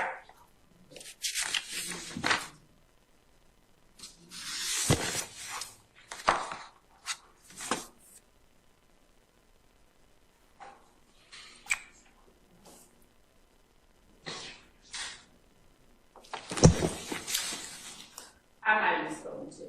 Okay, so you think that maybe there only are 2, but you'll confirm that for us tomorrow? All right, and so if there are only 2, then it better be only 2. Even if you had 3, you better hold that mug to the side and say you're not using it, because that's gonna be some Mo Brady. Mr. Sharp, you've done all of the proposed redactions because you've done redactions to 2 full statements, right? Or proposed redactions. I have. I didn't quite finish the second one, but I don't believe that the state is going to be trying to use it. It's a discussion with ATF agents, and all right, y'all were going to get together and sort that one out. The point is, you as an advocate is you should have told me. I got a problem with you now. I got a problem with you now. I would suggest you don't say any more. Now you want to have it both ways. You can't do it. Both sides have an equal responsibility under the rules. For those who stick around, I got a bonus after the outro. I got a bonus with Mondo, with him wilding on Woody. You know, he mad right now. I wonder what he mad at, but we gonna see. Appreciate y'all being here. Hit the like, hit the subscribe, tap in, share with a friend. This is professional responsibility. All right, have a seat, sir. Thank you. How fast things have changed. How fast things have changed. How fast things have changed. Now I see you running, coming for my come up. Broke out all your shackles, turned it to some armor. Used to be the judge, but now you have no honor. To die with your pride is to live with all your karma. Now you understand. Now you understand. Another night of fun. There's a lot of fun talking about. All right. Anybody else have any other issues as to? Uh-oh. Fulton County has no problem coming in here and cuffing all of us, okay? Don't be an idiot. Are you trying to tell me about myself? You homeless, and you don't even have a mirror to look at yourself. Here. So I know you all about your principles. But can we just please just listen to Earn so we can get out of here? It's 4 cops on the other side of that door. You know if they come in here, they're gonna get your ass on a whole lot of other shit. You lying ass bitch. I knew it. Mama, I hate you, Will. Don't you never come back to my house, And no. I hope they blow your motherfucking ass to smithereens. You better hope they do, bitch. You better hope they do. This nigga kidnapped me. I think I'm entitled. You want answers? I want the truth! You can't handle the truth! What are you, fucking nuts? You thought...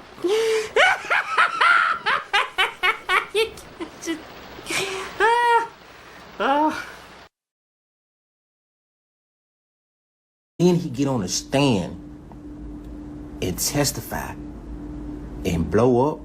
I'm talking about on the radio station, get his new song played. That's ass. Appreciate that, Julie. Yeah, y'all hit the like button, fam. Show me some love. Music is, what, 7 days? If you don't know what that means, this shit is weak. And look where he at, where I'm at. I'm outside, he in the house.